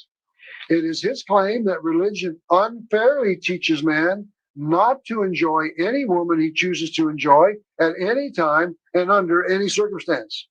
Religion teaches that a man exercising one of his emotions can't be intimate with, for instance, his daughter. But what if he wants to be because his mind tells him it's okay? What if the Mason wants to enjoy one of his emotions with a 2-year-old baby? The Masons cannot tolerate religion interfering with man's emotions. So mankind was killed by religion. Mr. Hutchins continues, the setting maul, an instrument of brute force, is a fitting symbol of the blind, unreasoning mob. The setting maul is a hammer used by a stonemason in the cutting of a stone to the proper size. Masons use the hammer to drive the chisel, removing parts of the stone. It, meaning the unreasoning mob, fears the force of the intellect and seeks the destruction of the products of the mind. So here he repeats his charge. The religious people seek to destroy the product of the mind. The Masons teach that whatever man reasons is acceptable behavior is acceptable behavior. As we've seen, the Masons teach that man can't have religion telling him what he can or cannot do, what his mind tells him what he wants to do. Mr. Hutchins continues. Hiram is killed at the east gate by a blow to the head, the seat of the intellect. So here in the symbolic story about the murder of Hiram Abiff, religion kills mankind by a blow to the head where man's ability to reason is contained. The head is where man's brain is, where man is able to use his reason to decide for himself what he wants to do. Mr. Hutchins amplifies his thoughts about religion and government a little later in his book. He wrote this on page 287. The tiara and crown are the object of discourse. The crown represents all those kings and emperors who have usurped or abused power, reigned for themselves and not the people, and robbed the people of their liberty. Now, he is not talking about the liberty of the people in America, for instance. He's talking about the governments that have robbed the people of their liberty to make their own decisions about right and wrong. The people create government to protect their property, their life, and their liberty by exercising their God-given right to protect themselves. But here the good doctor says that governments deprive mankind of the ability to enjoy someone else's property or someone else's wife or someone else's liberty. Dr. Hutchins continues, the tiara is not a symbol of any particular religion or creed, but of the patron of ignorance and ally of despotism, which in every age has made dupes of men and enslaved humanity through fear and superstition. So religion has enslaved men through fear and superstition. Albert Pike agreed. He wrote this on page 19 of his book entitled Agenda. The crown itself is but a symbol, and royalty is but the most common type of tyranny. I want you to notice something. I am not making any of this up. These comments are coming directly from high-ranking Masonic sources. I hope that you are noticing that I have been carefully documenting my material directly from Masonic sources. If I was wrong in my comments, I could be sued by the Masons, but they are strangely silent, and I believe they know that I am right. Albert Pike is, as I said, another 33rd degree Mason, and he agreed with Rex Hutchins. In this book entitled Agenda, we've quoted before, but I've never shown you a slide of it, Pike wrote this: men are good. Evil institutions alone have made them bad. And it is the duty of Masonry and of every knight to aid in leading them back to the truth. The evil institutions that have made men bad are the government and the church. And we have seen that Masons take oaths to destroy the government and the church. And in summary, I'd like to show you that this statement was correct. Mr. Pike wrote this in his book called Legenda. As Masons, we deny the right of any church or pontiff or council to prescribe to men what they shall believe. Armed with the doctrines of Masonry, we war incessantly against these ancient enemies of the truth, against spiritual tyranny, intolerance, fanaticism, and superstition. This thought that Hiram was not a single man, but a symbol of all of mankind, is repeated on page 73 of Rex's book. This is what he wrote. The Master Hiram is the symbol of intelligence, liberty, and truth. And the assassins are the symbols of tyranny, ignorance, and intolerance and fanaticism. So the Masons believe that after they destroy religion, they'll be free to make their own decisions about everything. This position was clarified by Mr. Street in his book on Masonry. Hence, Masons everywhere are devoted to the doctrines of freedom of thought, freedom of speech, and freedom of action. So we can see that the Masons believe in the lie of Lucifer, that they shall be as gods, knowing good and evil. All they have to do is destroy religion. And if author John Robinson is right, we can know exactly where it is in their initiation ceremonies that the Masons take an oath to destroy religion. This is John Robinson's book entitled A Pilgrim's Path. I had the privilege of meeting Mr. Robinson in Florida, Tampa, Florida, during a televised debate between the two of us as we took the opposite sides on the issue of Freemasonry. Mr. Robinson also wrote this book, his first book, entitled Born in Blood, and was touring the country talking about it.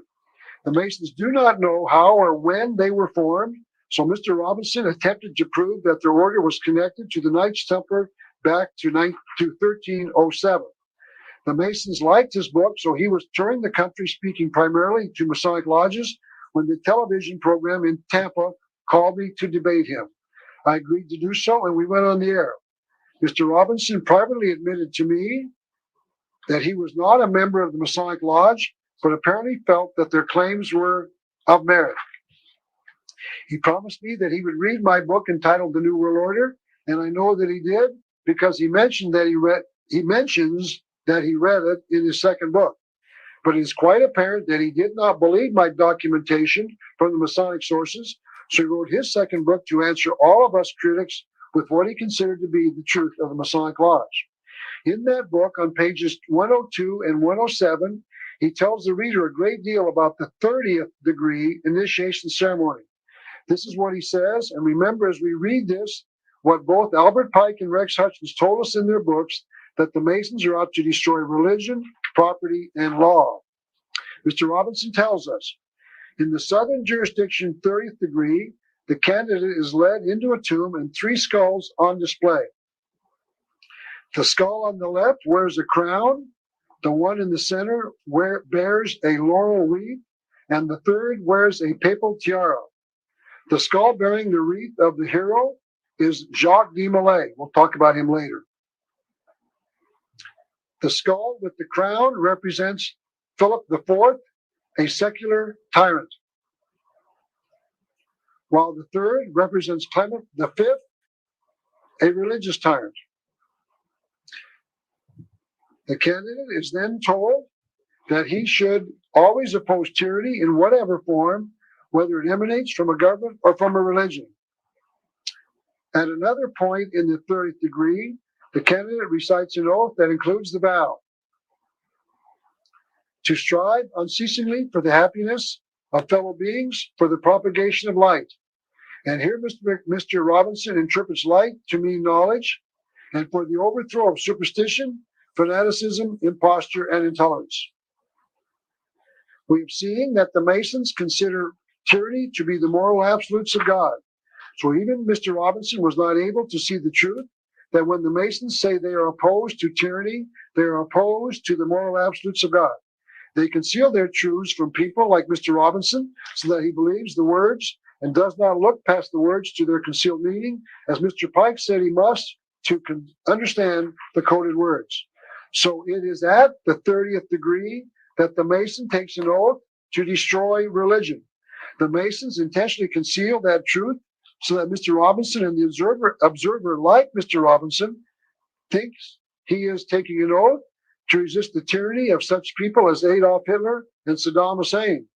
But in truth, he is taking an oath to destroy Christianity.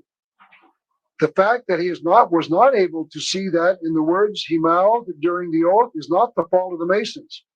They told him that he would have to read between the lines to figure out the coded and concealed language. They told the Mason, but they know that most of them won't be able to figure it out. And apparently, Mr. Robinson was not able to see through the veil. Now let me return to my discussion of the Masonic ritual. We will see another connection between the Masons and the head of mankind a little later. But the Masons are not the only ones to state that law, property, and religion killed mankind. Helena Petrovna Blavatsky wrote in her book entitled The Secret Doctrine, the Elohim, meaning the triune God of the Bible, also feared the knowledge of good and evil for Adam, and therefore are shown as expelling him from Eden and killing him spiritually. This is almost the same thought presented by the Masons. So what we have been examining is that the Masons, the New Agers, and others are out to simply destroy law, excuse me, religion, and property. And it is important to this exposition to show you that these are the same goals of the communists. As I said, Karl Marx, the so-called father of communism, wrote the Communist Manifesto in 1848. This book called for the abolition of at least the family, all civilization, all religion. Marx wanted to abolish private property and nationalism. This is what Mr. Marx said about the family. Abolition of the family. Even the most radical flare up at this infamous proposal of the communists. The claptrap about the family, about the hallowed correlation of the parent and child, becomes all the more disgusting. This is what Karl Marx wrote about the need to abolish religion. The abolition of religion as the illusory happiness of man is a demand for their real happiness. We must war against all prevailing ideas of religion, of the state, of country, of patriotism. The idea of God is the keynote of perverted civilization. It must be destroyed. What? The idea of God as the keystone of perverted civilization. And this is what he wrote about the need to change the existing order of things. The communists openly declare that their ends can be attained only by the forceful overthrow of all existing social conditions. If you overthrow all existing social conditions, you must replace them with some new social conditions, and these new social conditions are called the New World Order. There are some other well-known individuals with connections between communism and Masonry. One of these is Daniel Ortega, the recent head of the Nicaraguan government. He gave an interview to Playboy magazine in which he made these revealing statements. The man who headed the Augusto Sandino Masonic Lodge would give us lectures about politics. That place played an important role in my political development.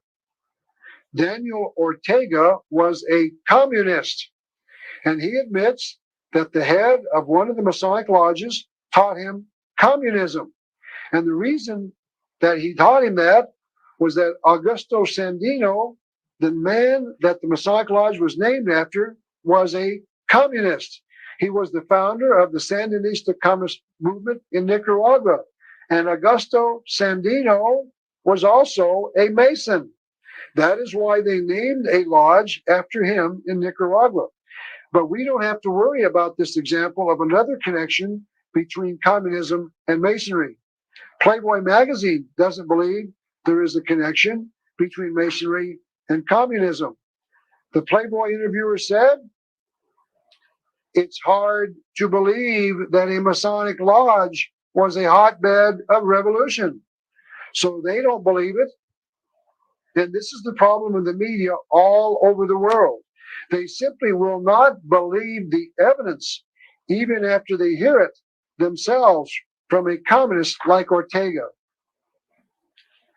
The abolition of all social conditions is also the goal of the Illuminati. These are the goals of the Masons, and these are the goals of the communists. Other communists spoke out against the ordered ideas of Christianity. This is Nikolai Lenin, the so-called father of Russian communists. He wrote these thoughts in many of his writings. Atheism is an integral part of Marxism. Marxism is materialism. We must combat religion. We, of course, say that we do not believe in God. We do not believe in eternal morality. That is moral. That serves the destruction of the old society. So Lenin also said that religion must be destroyed before they create the new society called the New World Order. Lenin continued, everything is moral, which is necessary for the annihilation of the old exploiting social order.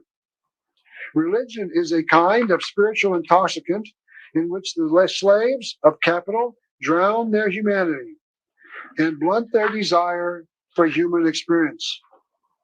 We, meaning we communists, shall also preach a scientific philosophy. We must fight against the inconsistencies of the Christians. So, as we are starting to see, the New World Order is based on the desires of the communists. I shall continue that thought. Yeah. All right. So, cart before the horse, chicken or the egg. Communism is the vehicle. This is my view, in my opinion. Communism is the vehicle to bring in the New World Order, right? Or is it the New World Order is the vehicle to bring in communism? So I got to think that they're going to use communism to bring in the New World Order. They're going to create so many different problems, the Hegelian dialectic, right? Where a problem, reaction, solution, right? So I think that's a lot to do with how this is going to go down. They're going to create a bunch of issues or problems. They're going to come up with a bunch of different reactions here and there, and then they're going to offer a bunch of solutions. Some will be mandated, some will be just kind of a backdoor sort of mandating. That's what we got going on right now. Yo, mama, welcome.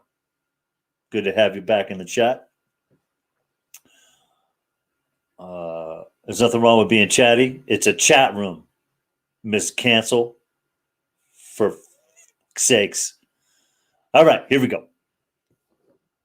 Oh, yeah, by the way, this is part 4. So I ran 3, and this is part 4. I will edit the title so we know. And yeah, I'm not going to do another series tonight on this, but I am going to run another one tomorrow. There we go. Every day. During the next session.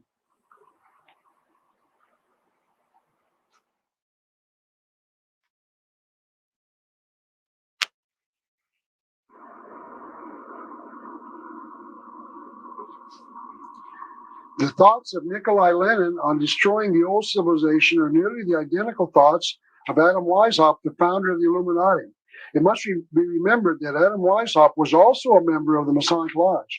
This is what Professor Weishaupt wrote. Liberty and equality are the essential rights that man in his original and primitive perfection received from nature. Notice that this respected Mason did not say these rights came from God. He said they came from nature. I will show you additional information that other Masons do not believe that there is a creator God in the universe. Weishaupt continued. Property struck the first blow at equality. Political society or governments were the first dispossessors of liberty. The supporters of governments and property are the religious and civil laws.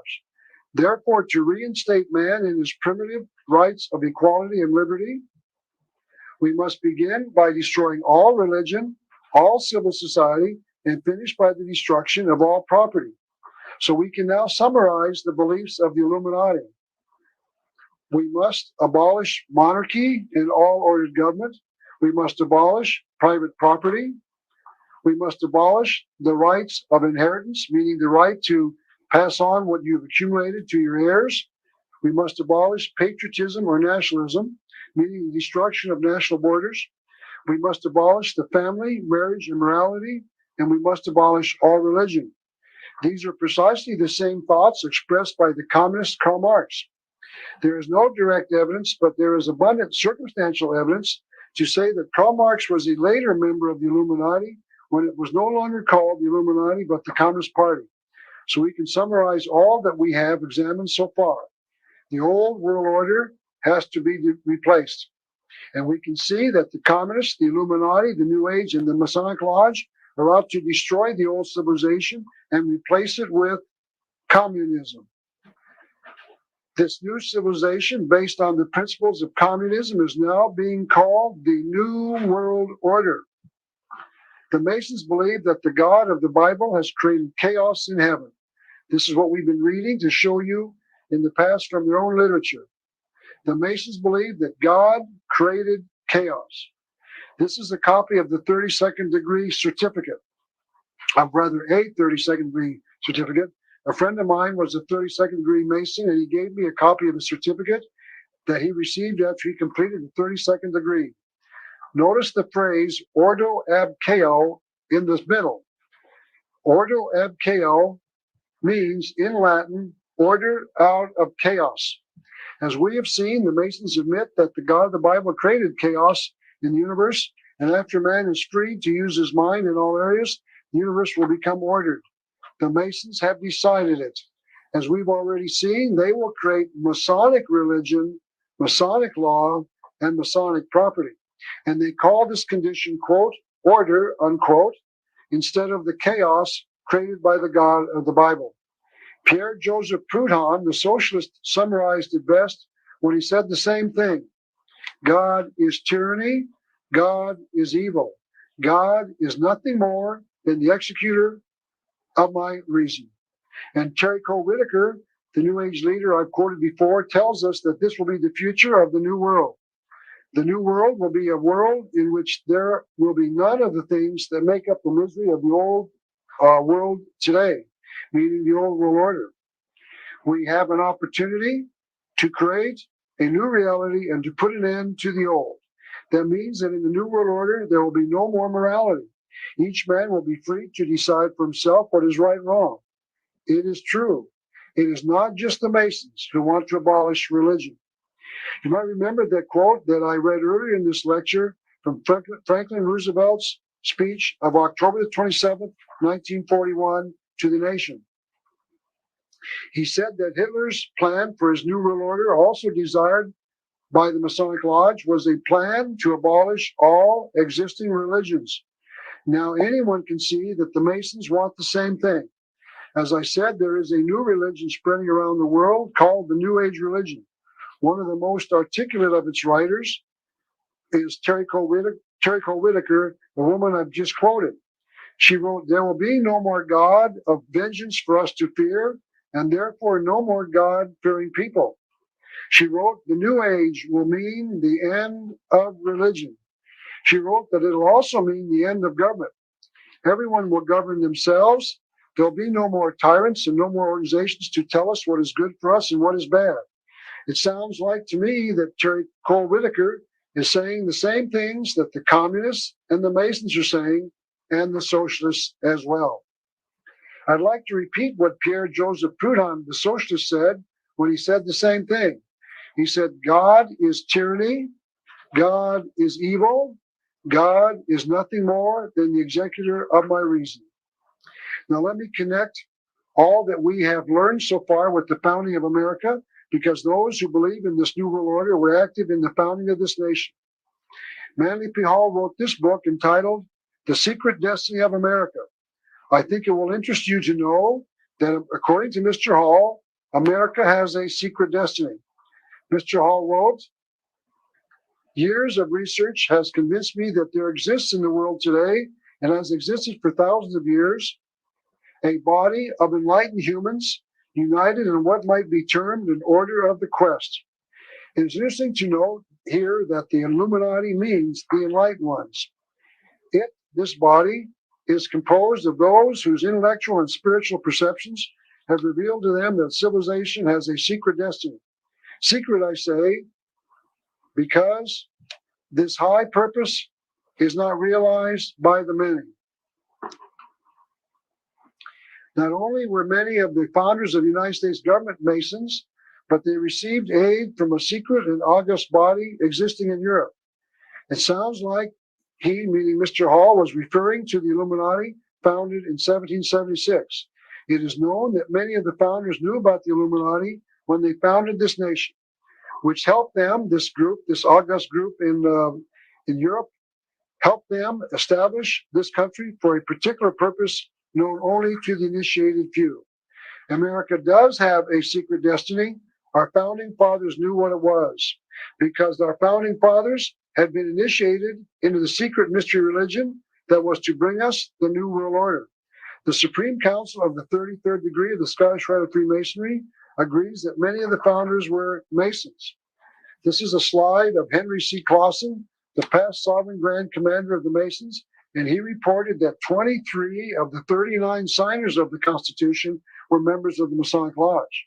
Notice that the 23 Masons constituted a majority of all of the founders, those who signed the Constitution. It might be appropriate here to mention that the number 13 is a magic number to the Masons. We shall see more of this in a few minutes. It is interesting to note that the number 39 is the product of the multiplication of 3 by 13. So there appears to be a concealed number 13 in the number of signers of the Constitution.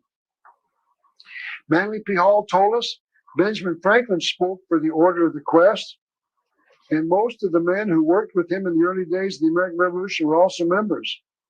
Now, history has recorded that Benjamin Franklin was a very visible member of the Masonic Order, and Mr. Hall is now telling us that he was also a spokesman for the Order of the Quest. This is a drawing of Mr. Franklin in his Masonic attire. Now let us return to America's secret destiny. I'd like to show you the two sides of the Great Seal of the United States. You will no doubt recognize them because these two seals are reproduced on the back of the dollar bill. This is called the obverse side, meaning the front side, the eagle side. And this is a little different version of the same seal that we see whenever the President of the United States speaks to the public. But at least it is more recognizable than the reverse side, meaning the back side of the Great Seal of the United States. These two seals were adopted in 1782 by the founding fathers of the United States, but the reverse side was not shown to the American people until 1935. This is the copy of the original paperwork that President Franklin Roosevelt signed, putting the Great Seal of the United States on the back of the dollar bill. And this is a photograph of Franklin Roosevelt seated in the middle, in the center, in his Masonic apron. If you will notice, you'll see the white apron around his waist. Henry Wallace was his vice president, and he was the man who recommended that Franklin Roosevelt put the Great Seal on the back of the dollar bill. Henry Wallace was a 32nd degree Mason. I'd like to continue now with Mr. Hall's charges that America was set up by the Order of the Quest. He wrote this: if the design on the obverse side, meaning the side with the eagle, is stamped with the signature of the Order of the Quest, the design on the reverse is even more definitely related to the old mysteries. What he was saying was that these symbols on our dollar bill are not there by accident. They're related to the ancient worship of what he later called the ancient mystery religion. Mr. Hall continued. The great. Yeah, I've tried to break down the symbolism on the money for a long time, and I quit doing it after a while. It got to the point where I knew how to fold like a 20. I know how to fold a 20 and make the Twin Towers collapsing on a $20 bill. You can fold the money and come up with Moloch, the owl. You don't even have to fold it to come up with the owl. I could show you the owl on a dollar bill without folding anything.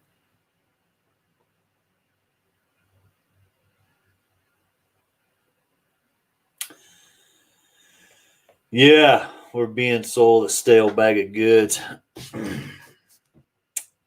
But what do I know? The dude abides, right? Seal is the signature of this exalted body, meaning the Order of the Quest or the Masons, and the unfinished pyramid upon its reverse side is a trestle board, setting forth symbolically the task to the accomplishment of which the United States government was dedicated from the day of its inception. That means that the founding fathers who designed the Great Seal knew what they were doing. They were committing this nation to the ancient mystery religion. Notice that the eye above the pyramid is not yet on top of the pyramid. That means that their task is not yet accomplished. When the eye seats itself on the pyramid, their job will be finished. And I'm contending that the date for that capping of the pyramid is known. That date has been determined, and it will occur on January the 1st, the year 2000 AD. I will explain. All right. So this is This is obviously before 9/11, right? This is before 9/11. This dude's calling his shot before 9/11. Now, is the cap already on? Is the cap already on right now? I don't know. Is that pyramid capped off? I don't know. I don't get the sense that it is, but I'm just a human being. I'm ignorant to some things. I could be blind to some things.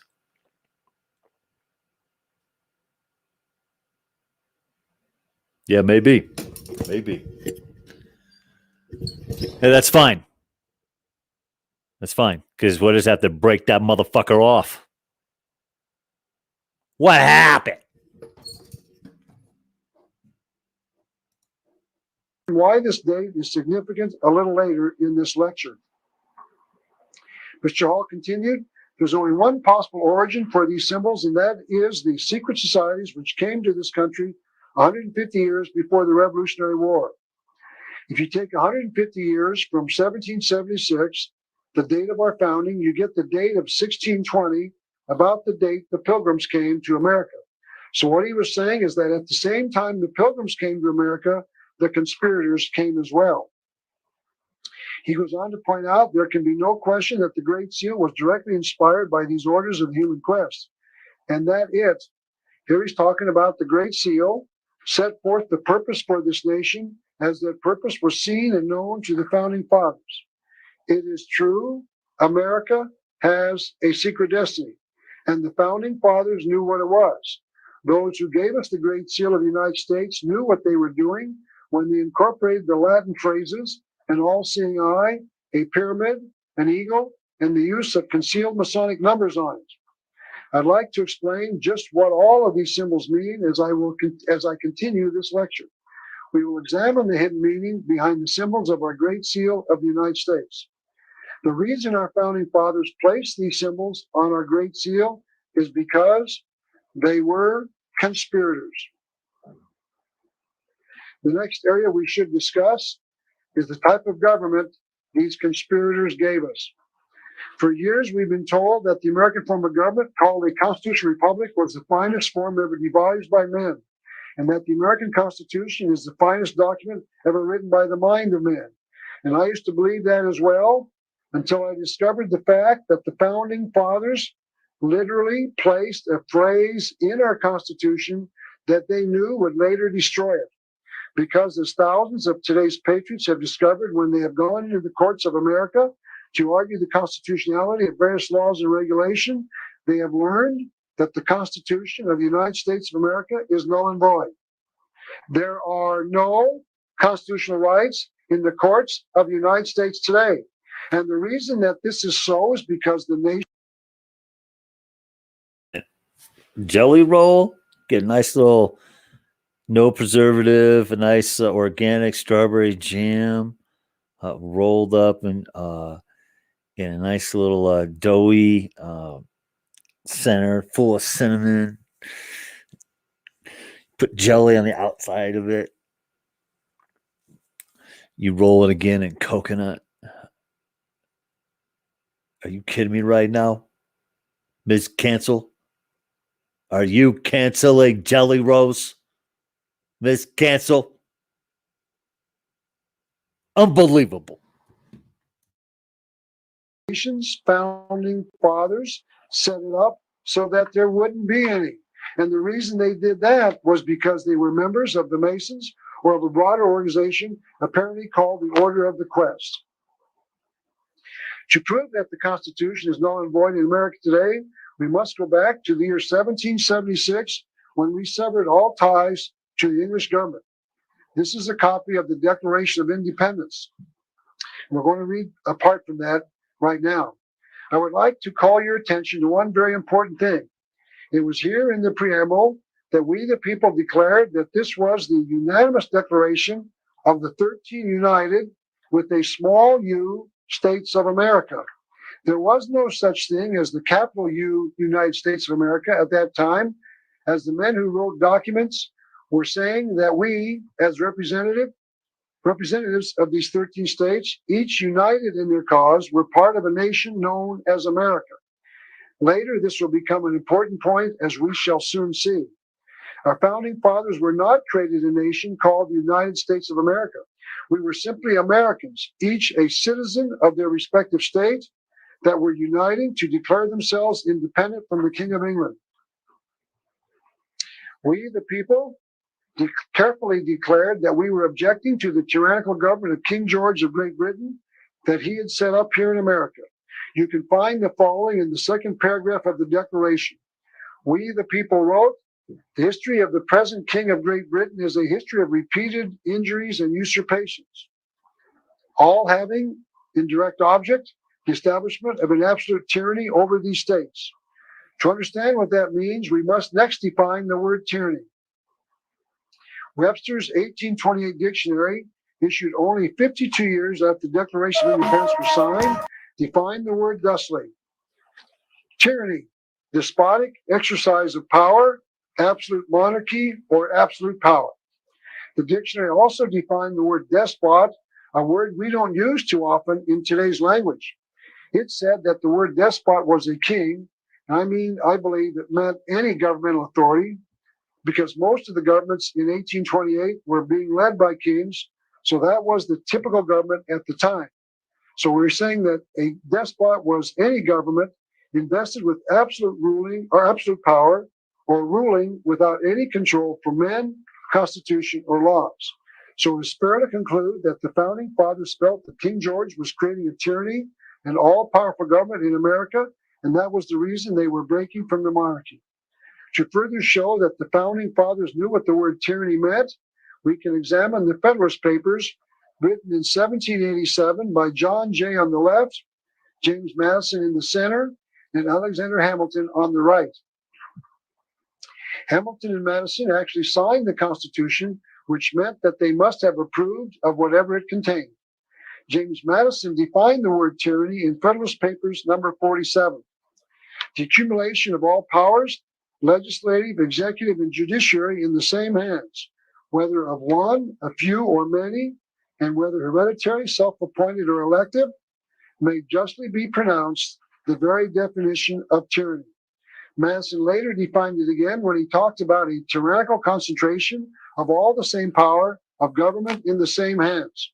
He later quoted Montesquieu, a political writer in the mid-17th century, who wrote this: "There can be no liberty where the legislative and executive powers are united in the same body of magistrates." Then the writers of the Declaration listed 28 specific evidences that King George was guilty of creating an oppressive government, a tyranny in the United States.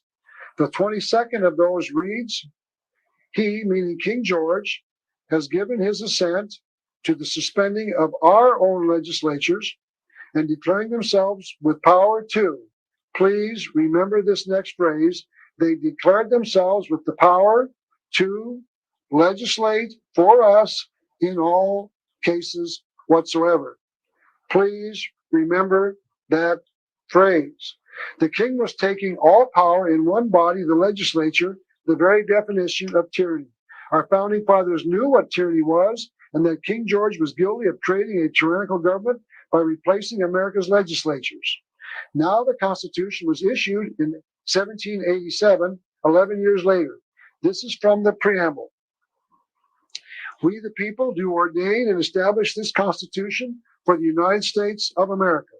Notice that they were claiming to be creating a government of the United States of America. The Constitution creates three branches of government because the founding fathers knew that to give all power to one branch of government was the very definition of tyranny. Our founding fathers created the legislative branch of government in Article 1, the executive branch of government in Article 2, and the judicial branch of government in Article 3.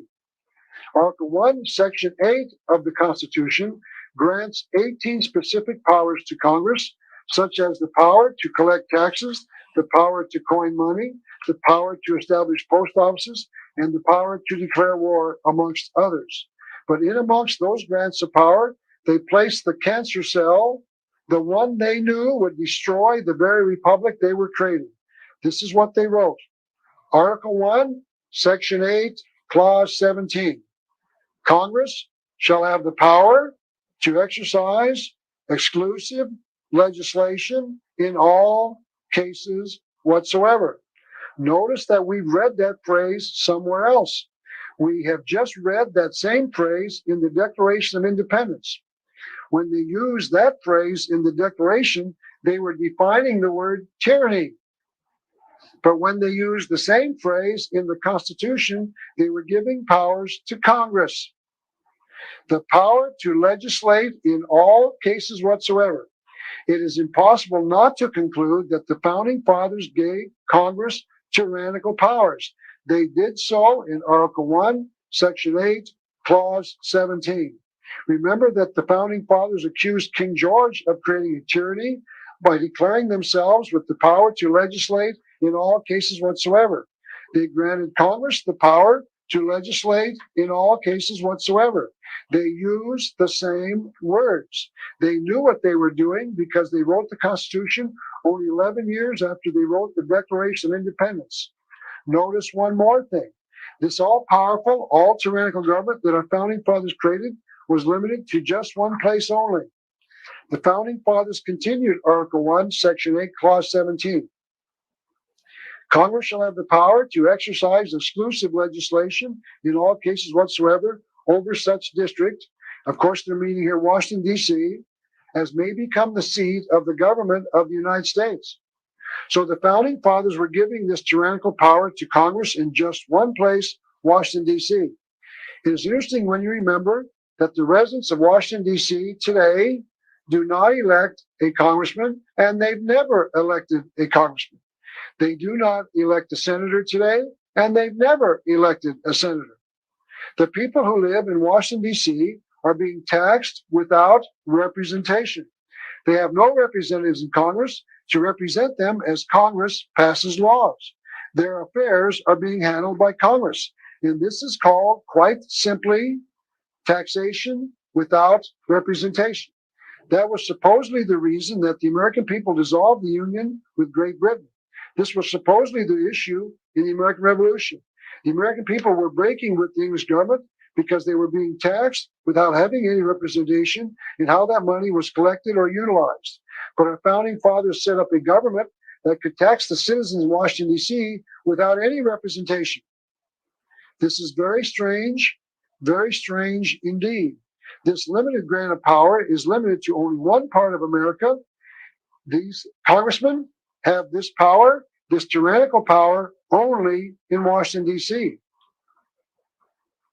So what that means is that Congress has tyrannical powers to run Washington, D.C. When Congress interferes in the remainder of America, meaning the 50 states, it operates on Article 1, Section 8, Clauses 1 through 16, 18 in the Bill of Rights. Those powers are very specific. It is limited to very specific powers, all spelled out in great detail by the Founding Fathers. And the 10th Amendment further restricts the power of the government of the United States of America. It reads, the power is not delegated to the United States by the Constitution, nor prohibited by it to the states, are reserved to the states respectively or to the people. It becomes important to notice that we patriots who thought that the 10th Amendment limited the powers of the federal government have been fooled once again. I always believed that this 10th Amendment restricted Congress, but notice that it says that if we didn't give the power to the United States, they don't have it. And I, along with most American patriots, felt that we were being protected by the 10th Amendment. But what they are saying is if we didn't give the power to the government of the United States, the power stays with the people or with the states. But our Founding Fathers gave all power to the government of the United States, and the people can have all that is left. But there is no power left if you give all power to the government of the United States. So there is no question, and I know this is very hard to believe, our Founding Fathers were traitors and liars. Our Founding Fathers deserve only the worst condemnations possible. Our Founding Fathers deserve to be ranked with the worst scoundrels of all time. So the Founding Fathers gave Congress unlimited power to run Washington, D.C. Notice that they wrote the Constitution for the United States of America. But when they created the government in Washington, D.C., they call it the government of the United States. They were creating two separate constitutional governments in America. One is called the government of the United States, which administers Washington, D.C. with tyrannical powers. And the second is called the government of the United States of America, which administers the constitutional powers over the 50 states. It is called a limited republic with specified powers. There was not much concern with this tyrannical power in the government of the United States until the 14th Amendment was passed in 1868 after the Civil War. The 14th Amendment reads in part, all persons born or naturalized in the United States and subject to the jurisdiction thereof are citizens of the United States. Also notice that there are two ways to become a citizen of the United States. The amendment says that you can be born inside Washington, D.C., or you can become a naturalized citizen. A naturalized citizen is one who voluntarily asks to become an American, because when you do, you become subject to the jurisdiction thereof. So we, the people of the United States of America, are now citizens of the United States. If you were not born in Washington, D.C., you are a naturalized citizen. Now, how did we become a naturalized citizen when we declared ourselves to be the people of the United States of America? And here's the answer. We voluntarily accepted a Social Security card issued by the government of the United States. When we accepted our Social Security card, we voluntarily gave up our sovereignty to the government of the United States. And when we did that, we voluntarily gave jurisdiction over us to that government that has tyrannical power. Now, we thought we had to obtain a Social Security card, and we did so because we allowed ourselves to be tricked into believing we had to get a Social Security card. I want you to know there is no law requiring any of us to get a Social Security card. We get one because we think we have to. We are not required to do so. And patriots are now asking the Social Security Administration to remove their number from the files with some degree of success. This is a letter showing that the tax is voluntary. It was written by the Department of Health, Education, and Welfare. That means that they know that the tax is voluntary. That means that they are guilty of deception. And it's also important to point out that income taxes are voluntary. Income taxes are not law required. They're not mandatory. I am a self-employed writer and publisher, and I pay an estimated tax each quarter. And to do so, I use this form called the 1040 ES. The paragraph in the top middle, underlined in blue, reads as follows. Who must make estimated tax payments? Notice what it says. These rules, these laws, no, it says these rules apply to U.S. citizens.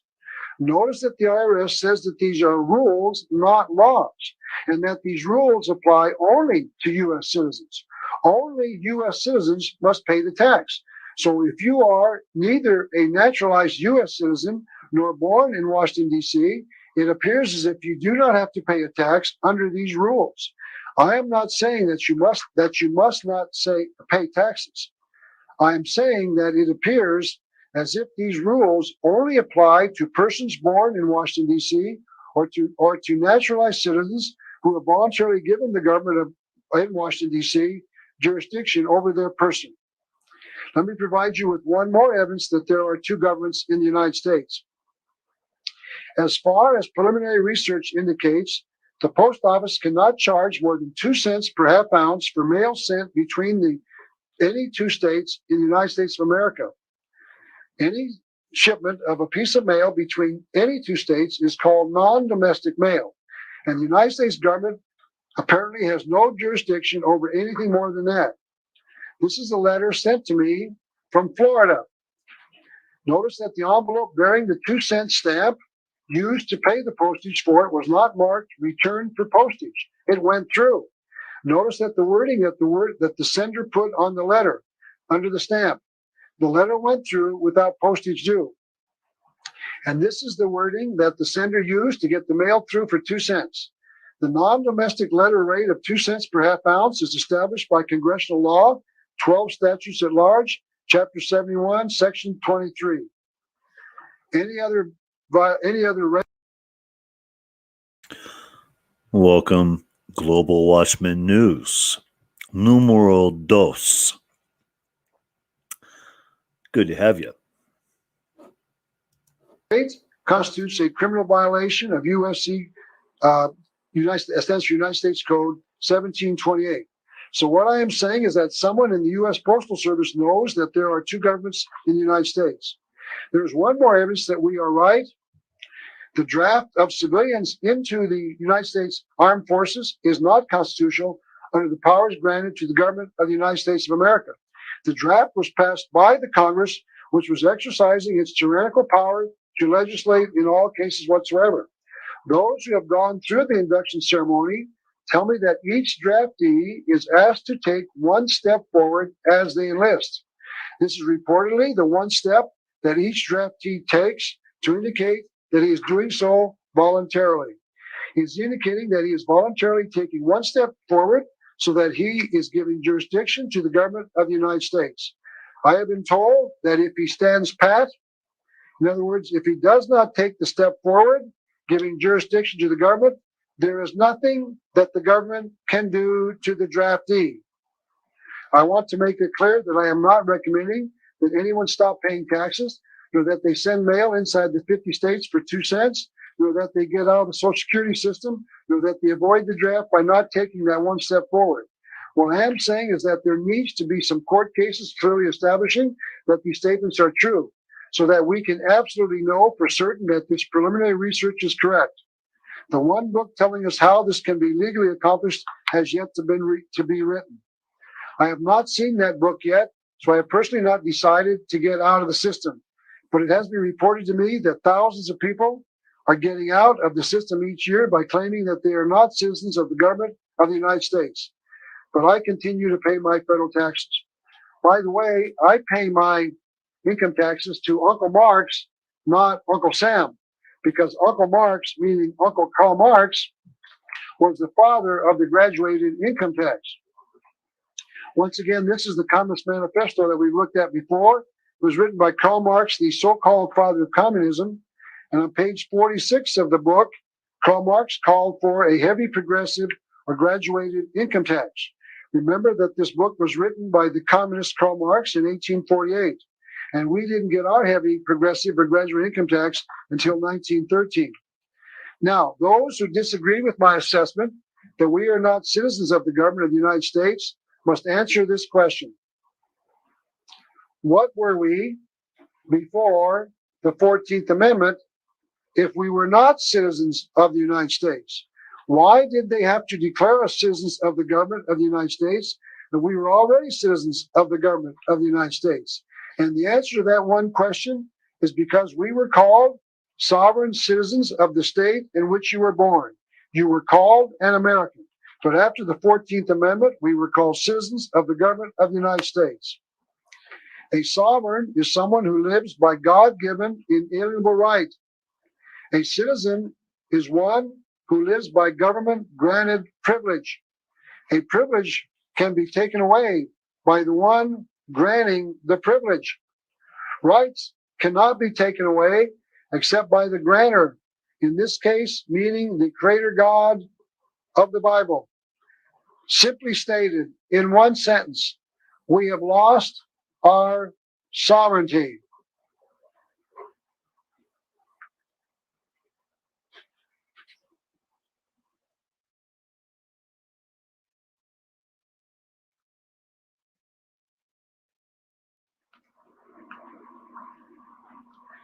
I would like to pose a question to those who believe my position is incorrect on Article 1, Section 8, Clause 17, being the clause that gives government tyrannical power.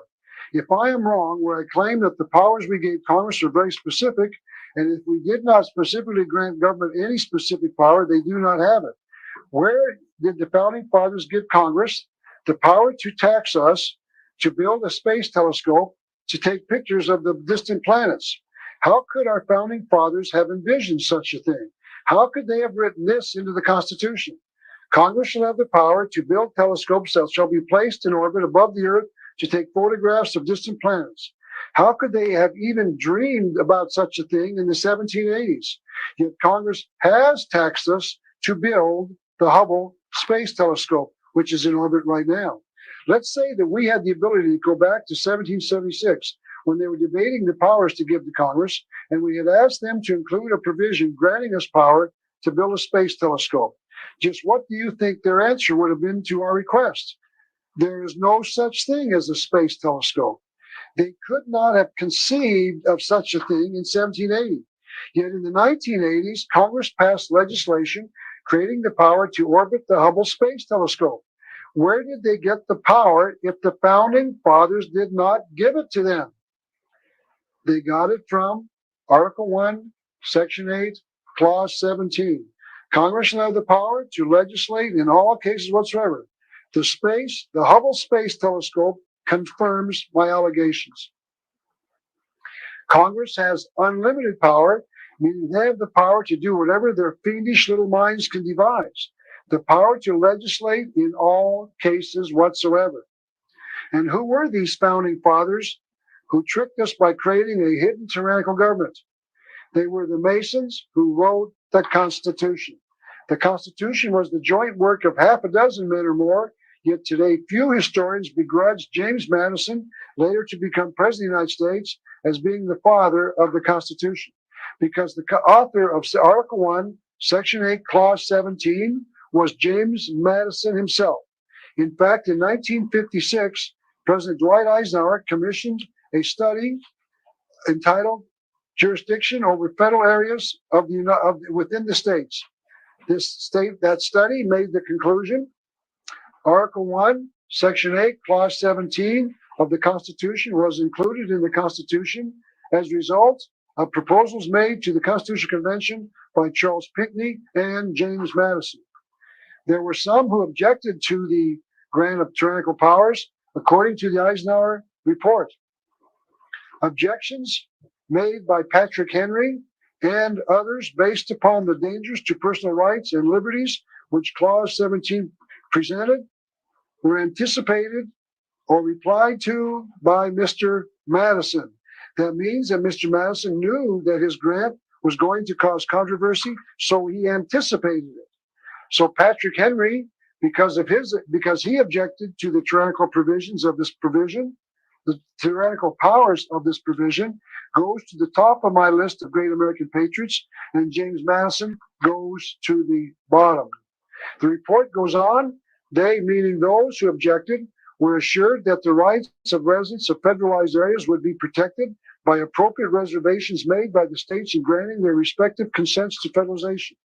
That means that whatever argument that Madison used convinced the dissenters that their rights would be protected by the states. But notice this incredible omission by the Eisenhower Commission members in their report. It may be noted that this assurance has to this time borne only little fruit. The dissenters were lied to. Their rights were not protected by this incredible grant of power to the Congress. They were hoodwinked by James Madison. We, the sovereign people of America, gave up our sovereignty by a fraudulent argument. Those who granted the power knew what they were doing.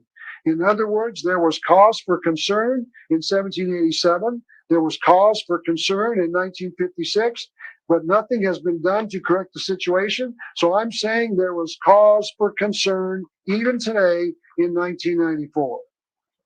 And last question, was it a coincidence that James Madison, the tyrant, was a Mason?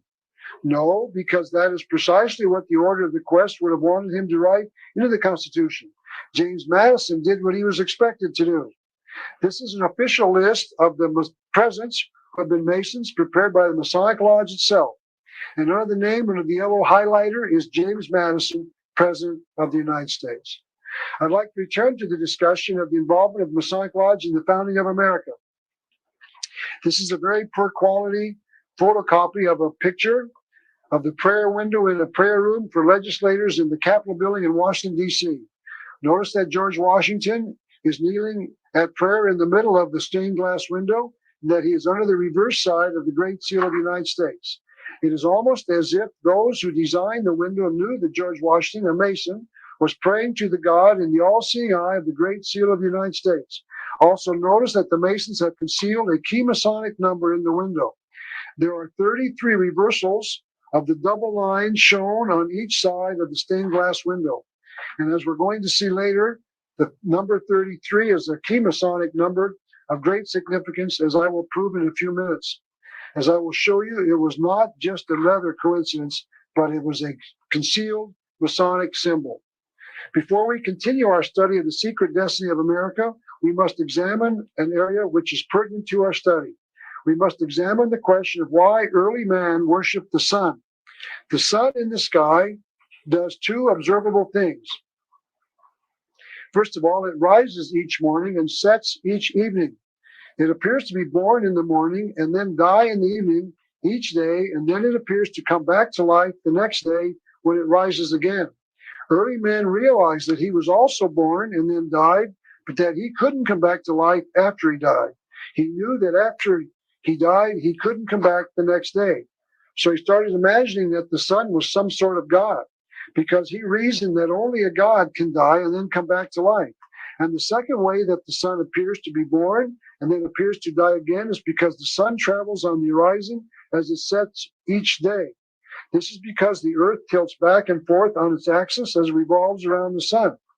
So the sun moves north and south across the horizon and sets at a different place every day. It appears to set at a different position on the horizon each day, and early man felt that only gods could do that. Here is a photograph of the sun setting at a particular point on the horizon. It appears to move northward once a year and sets at a particular point. The sun appears to set at this precise point for 3 days, and then it starts moving south again. This happens twice a year, on June the 25th and on December the 25th. That means that on June 22nd, 23rd, and 24th, and December 22nd, 23rd, and 24th of each year, the sun appears to be setting at the same precise location. But on June the 25th and December 25th, it starts to move back to the north or to the south. It appears to die for 3 days and then appears to come back to life on June the 25th and December 25th.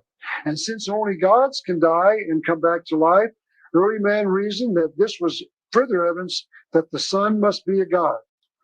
Now, there is actually a word to describe this activity of the sun. It is called the solstice, meaning when the sun is farthest away from the equator.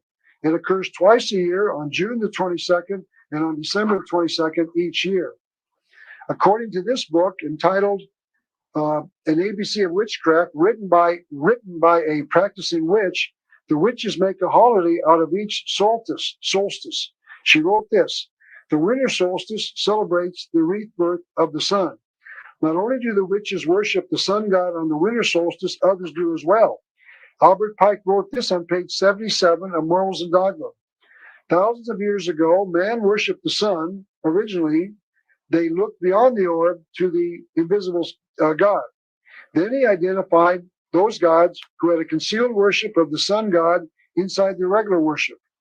They personified the sun god as Brahma, Amun, Osiris, Bel, Adonis, Melkarth, Mithras, and Apollo. He went on to point out that the Romans celebrated a holiday known as Saturnalia for 1 week, December 17th to the 24th. Then December 25th became a special holiday called the birth of the unconquerable sun. Author John Robinson says that the Winter Solstice Festival celebrates the victory of the sun over the powers of darkness. I'd now like to suspend that discussion for another area of interest that's related. I'd like to explain why people in America celebrate Christmas on the 25th of December.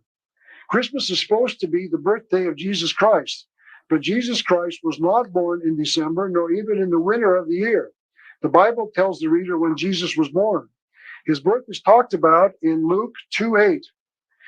The writer wrote, there were in the same country shepherds abiding in the field, keeping watch over their flock at night, by night. Shepherds at the time always brought their flocks from the mountainsides and fields and corralled them not later than October the 15th to protect them from the cold, rainy season that followed. They would be outside in the fields during lambing season when they attempted to protect their young lambs from wolves. And to illustrate that point, I'd like to discuss a story about a friend of mine. In September of 1991, I called a gentleman who is a computer buff. He has created a chronology institute that studies biblical dates.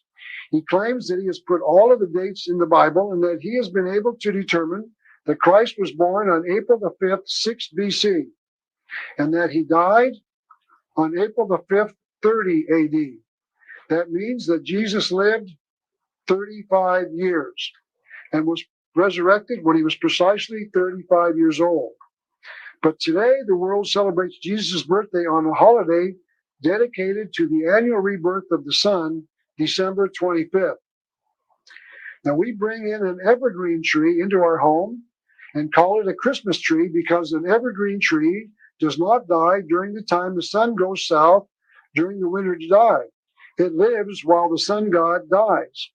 We place round balls on our tree because the sun is round and we're bringing light into our house. And we put candles or lights on the tree now as a way of bringing light into the house while the sun god is dying. So Christmas is a pagan holiday. I, for one, do not celebrate Christmas on December 25th. I personally celebrate the birth of Jesus every day of my life. Now, I'd like to return to our discussion of the sun. So the next step in history of our past is when priests developed around the worship of the sun. They told the people that they should pray to them because there was a danger that the sun would not return the next day or after it died twice each year. And inside that worship of the sun god, they developed the idea that the sun was a symbol of another god. So man has deified the sun. We put a face on the sun. The sun has no face. It is not a god. It is the sun. And that sun, by the way, will one day burn itself out. Albert Pike wrote about this in his book entitled Legenda. The sages of all the ancient races had a secret and holy doctrine which was not made known to the people at large. When these worshiped the star, the sages adored that which manifested itself as the star. When these worshiped the fire and light, the sages worshiped the invisible principle from which the light flowed out. The next thing that happened was that this religion of the sun god spread all over the world. All religions today worship a god, but all of them differ in their conception of that god. But I think that they all agree on one thing. All religions agree on a force of evil. But most of these religions do not believe that this force of evil is a god. So it can be a true statement that the one thing that most religions can agree on is a belief in a force of evil. This is a book entitled The History and the Idea of the Devil by Paul Karras. In the introduction to this book, the writer says, Mr. Karras probed the myths and religious symbols of a number of cultures to siphon out the one common element, the devil. A reviewer of Mr. Karras's book made this comment about the author. Karras found the devil to be a perfectly charming fellow. All religions have a common denominator, the devil. But some of those religions have made this force of evil into a god, and that this worship of this force of evil as a god has been kept from the worshippers. Someone else who made just such an observation was Helena Petrovna Blavatsky in her book entitled The Secret Doctrine, Volume 1. In every religion, we find the concealed deity forming the groundwork. So the concealed worship of another god inside the public worship of a god is common to all religions, as we shall see. Also, the sun and also the serpent are symbols of this concealed worship of this other god. For example, Mr. Karras talks about this concealed worship on page 121 of his book. He makes this observation. In some parts of India, the serpent is the symbol of perfection and wisdom. That sounds like the teaching of the book of Genesis, yet India is not known as a Christian or Jewish nation. And the Masons acknowledge that Masonry is also found in all religions. In his book entitled Freemasonry and the Ancient Gods, the author, also a Mason, wrote this. Brother Ward, and Mr. Ward is a Masonic writer that this author quotes in his book, traces a substratum of Masonry in all the great religious systems of the world.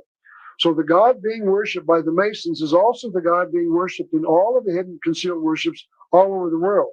And all religions, including the religion known as Masonry, knows just who this hidden God is in their worship. One explained it quite simply. This is once again the book written by a female witch, and she stated it very simply on page 14 of her book. She wrote, Lucifer is the god of the sun. This is the simplest way to say it. The concealed God in the worships of the world is simply called Lucifer, also called the devil or Satan in the Bible. So what we are going to examine during this lecture is this worship of the sun god Lucifer and his plans for the future of the world with this thing that the major world leaders are calling for, called the New World Order. So we're going to examine this secret, hidden, 6,000-year-old worldwide worship of the sun god Lucifer and his plans for a new world order. I am not aware of any other historian in the world who is exposing this secret worship of Lucifer, but it needs to be done. Because quite simply, this future Luciferian new world order is not very pleasant. The people of the world would not accept it unless it was being brought to them through deceptions and lies. And this is exactly what is happening. The New World Order is being brought to the people of the world through lies, deceptions, and dishonesty. The leaders of the world are simply not telling the truth. This is the Masonic symbol that we've looked at before. Notice the square and the compass have the letter G in the center. I'd like to show you that the Masons also worship the sun. W.L. Wilmshurst, a Masonic writer, wrote this. The G had its equivalent in the Egyptian mysteries in the solar symbol of Ra, the spiritual sun. In an article that appeared in the Masonic New Age magazine, July 1985, the author said, in ancient symbolism, the square signified the earth, while the circle, a figure produced with the compasses, signified the sun or the heavens. Remember that the circle is a symbol of the sun, and that the Masons proudly display a compass, an object that can produce a circle, in their symbol. Another Masonic magazine called the Royal Arch Mason added this comment. In the Egyptian mythology, the circle was a hieroglyphic symbol, or sign rather, or emblem of the sun god Ra. Now this is a slide of a gold head of the Egyptian sun god Ra. It consists of a ram with the sun disk on its head and two cobras around its temple. Cobra, of course, is a snake. So sun worship is not new. It has been here for centuries, as we shall see, and it is worldwide. I want to make a point at this juncture. What I will be examining during this lecture is that I have found a secret concealed worship of a god in the world. I have found that this secret worship has been conducted worldwide for some 6,000 years. I have found that the knowledge about this worship has been buried by historians of the past, and I have found that the major symbols of this concealed god are the sun and the serpent. I have found that the worship of every major god of the past, including even the God of the Bible, in part, has concealed a secret worship of the hidden God. And that means that for 6,000 years, man has been worshiping a hidden God right in front of the world, and the world has not taken notice of it. And that statement is probably the single most important historic truth in the world, probably second only to the simple historic truth that Jesus Christ was born in Bethlehem 2,000 years ago. Because the fact that this concealed worship has been kept secret from mankind for centuries has directly affected every aspect of our lives. Briefly stated, once again, the God worship for 6,000 years behind the symbolism of the sun and the serpent is Lucifer, also called Satan or the devil in the Bible. What we are going to examine in the remainder of this lecture is this worship of the sun god Lucifer and his plans for the future with this thing that the major world leaders are calling for, called the New World Order.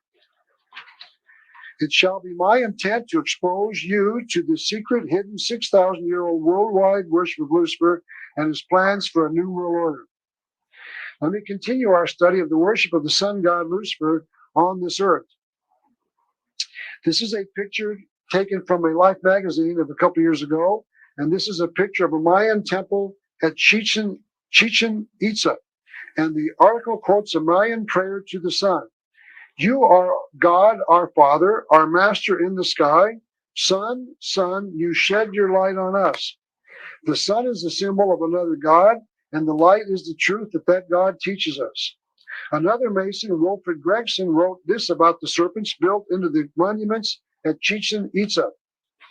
One symbol of great prominence throughout all ancient civilizations is the snake or serpent, where it symbolized divine wisdom.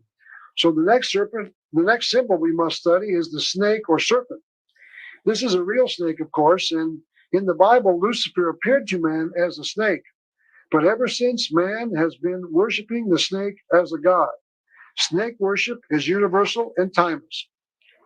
This is a book entitled Serpent in the Sky, and its cover shows a piece of Egyptian artwork in gold. On the piece of gold, we see a man being carried to the heavens by a serpent. The green arrow points to the hieroglyphic symbol of a man seated on the back of the serpent. And in this picture, the green arrow points to the head of the snake flying the man's to the heavens. And lastly, these are the stars the snake is taking the man to in the heavens. So the lesson is that man can get to heaven, meaning he can reach God on the back of a snake. This is an article that proclaims that Hopi Indian leaders prefer that the American government not build a particular project because it will disturb the ground where many snakes live.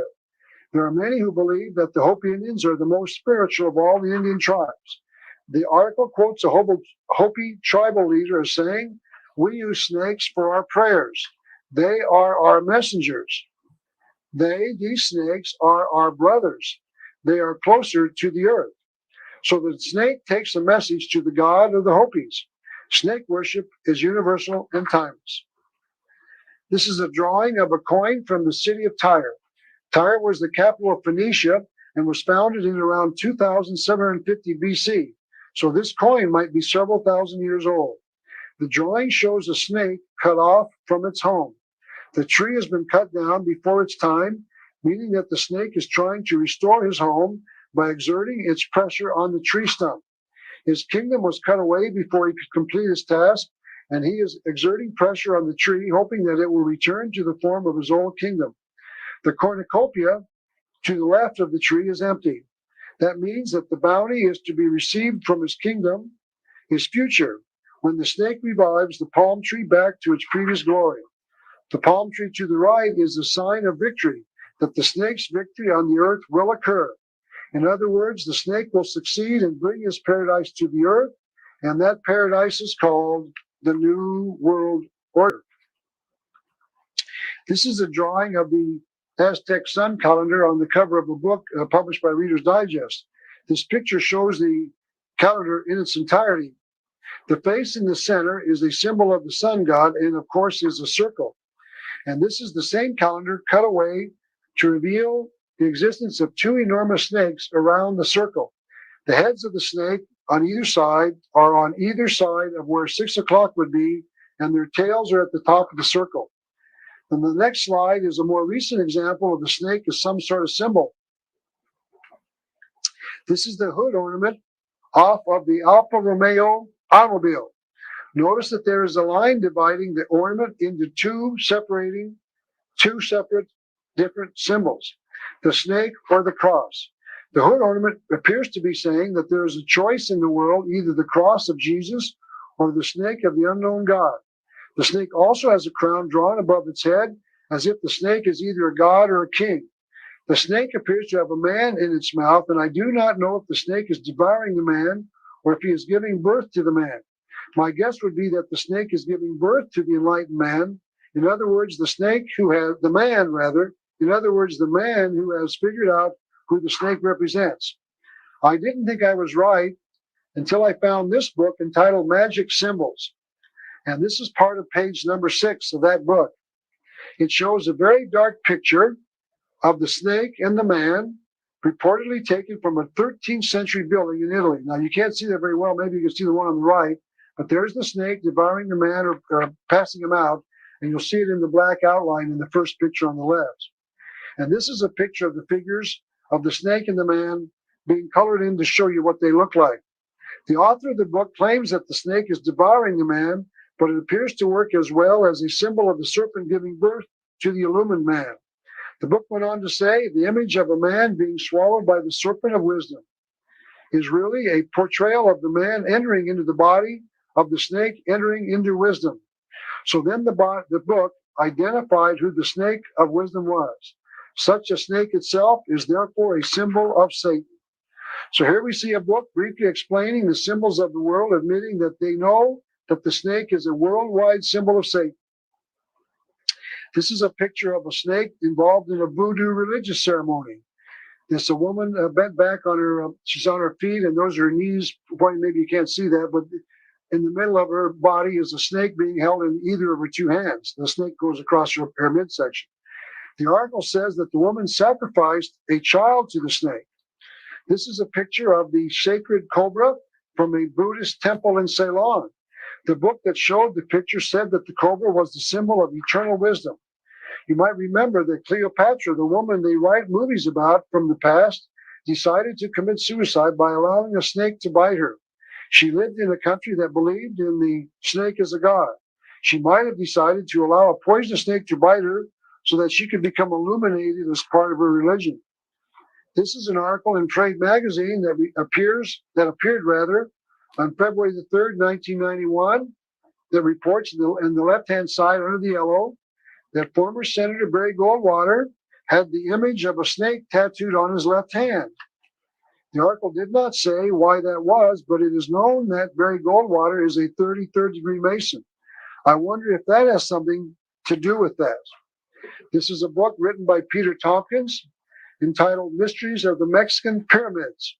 I'm going to take a close-up of the snake at the center because under the pink arrow is an enormous head of the snake, and it shows its head is open, its mouth is open, implying that it is speaking to the people. It was found at the ruins of Chichen Itza, Mexico. The pyramid in the back is dedicated to the god known as Quetzalcoatl, and I'll discuss that god in a few minutes. Chichen Itza is in the Yucatan, south of Mexico in Latin America, on the Gulf of Mexico. You'll see it right in the middle of this map, the two words Chichen Itza. At Chichen Itza, the Temple of the East has a great many repeats of a huge sunburst. From the middle of the sunburst is a head of a serpent, a huge head of a serpent. The sun represents God, and the serpent his divine wisdom. And so one of the temples of the sun god worldwide is a pyramid. This is a slide of one of those temples to the sun god in Mexico. Notice that its top is flat. And as we are going to see, all pyramids on the earth are flat on top. And there is a reason that that is true. I'll try to explain that reason for you a little later. The obvious question is to answer is, why would people build a pyramid anywhere? And I think the obvious answer is for the people physically to get closer to the sun god. This is a book entitled The Two Babylons, written by Reverend Alexander Hislop, a Christian minister. He wrote about the sun god worship. This is what he said. Along with the sun as the great fire god, and in due time identified with him, was the serpent worshipped. In the mythology of the primitive world, the serpent is universally the symbol of the sun. In Egypt, one of the commonest symbols of the sun or sun god is a disc with a serpent around it. You might remember this picture that Rex Hudson showed us in his book entitled A Bridge to Light. It showed a snake around the oblong-shaped circle, and here we see the close association of the serpent god and the sun. This slide illustrates the point. The two red arrows point to two sculptures of the feathered serpent god, Quetzalcoatl, and they show two serpents protruding from a symbol of the sun. Those rock figures are on a wall of a temple to the sun god Quetzalcoatl in a Mayan village in Latin America. The green arrow points to a stone portrait of my former mother-in-law, and I don't know how that picture or that statue got down there. We will continue to see that association as we continue this lecture. This is a National Geographic's picture of an Egyptian relief painting, apparently on a wall dug into the rock, showing Ramses II seated on the right, making an offering to Ra, the sun god. The cobra in the middle is kind of broad-chested cobra with its head looking to the left, is wearing a tall crown signifying his kinship over the southern kingdom of Egypt. This is a picture of a sacred cobra shown at about 1 o'clock, crowned with a sun disk. Here it's slightly covered with blue, and above his head is a sun disk. Amon is seated inside a mountain with the crowned cobra outside, and Amon also has a round sun disk on his head. This is another royal portrait of an Egyptian pharaoh, this time Senofru. He is shown seated on his throne with the basket in front of him, up a little bit higher, about 2 o'clock. On top of the basket is a coiled serpent, showing that Senofru was in the presence of the serpent of wisdom. This is a picture of a building called Snake Temple in Vietnam. Notice the 2 snakes on either side of the walkway into the temple area. So building temples with snakes around them or in them is not confined to just one part of the world. It is not a local practice. It is worldwide, and we will continue our discussion of the snake and religious worship worldwide in the next session.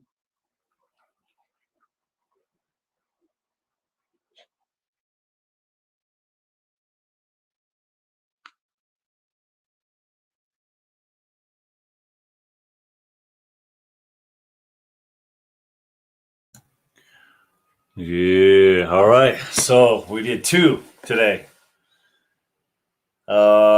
Thanks for sticking around. I don't know how many people are going to see this, but it's worth a watch. It can fill the airtime, you know. It's kind of an older version of a lot of what we've known to this point, and a lot of things have changed. A lot of things haven't. But yeah, if I would love to have this guy. I would love to be a panelist with this individual, Ralph, on the panel. You know, so hey, thanks for tuning in. We're gonna call it. I will see everybody this evening. I maybe I won't. I don't. I'm going to be doing a round table. I got some great articles I'm going to pull up that I can speak freely with on the radio. So tune in. Revolutionary Radio, freedomsteps.com, 11 o'clock Pacific Standard Time. You do the math. Take it easy. Thank you, everybody. Really do appreciate it.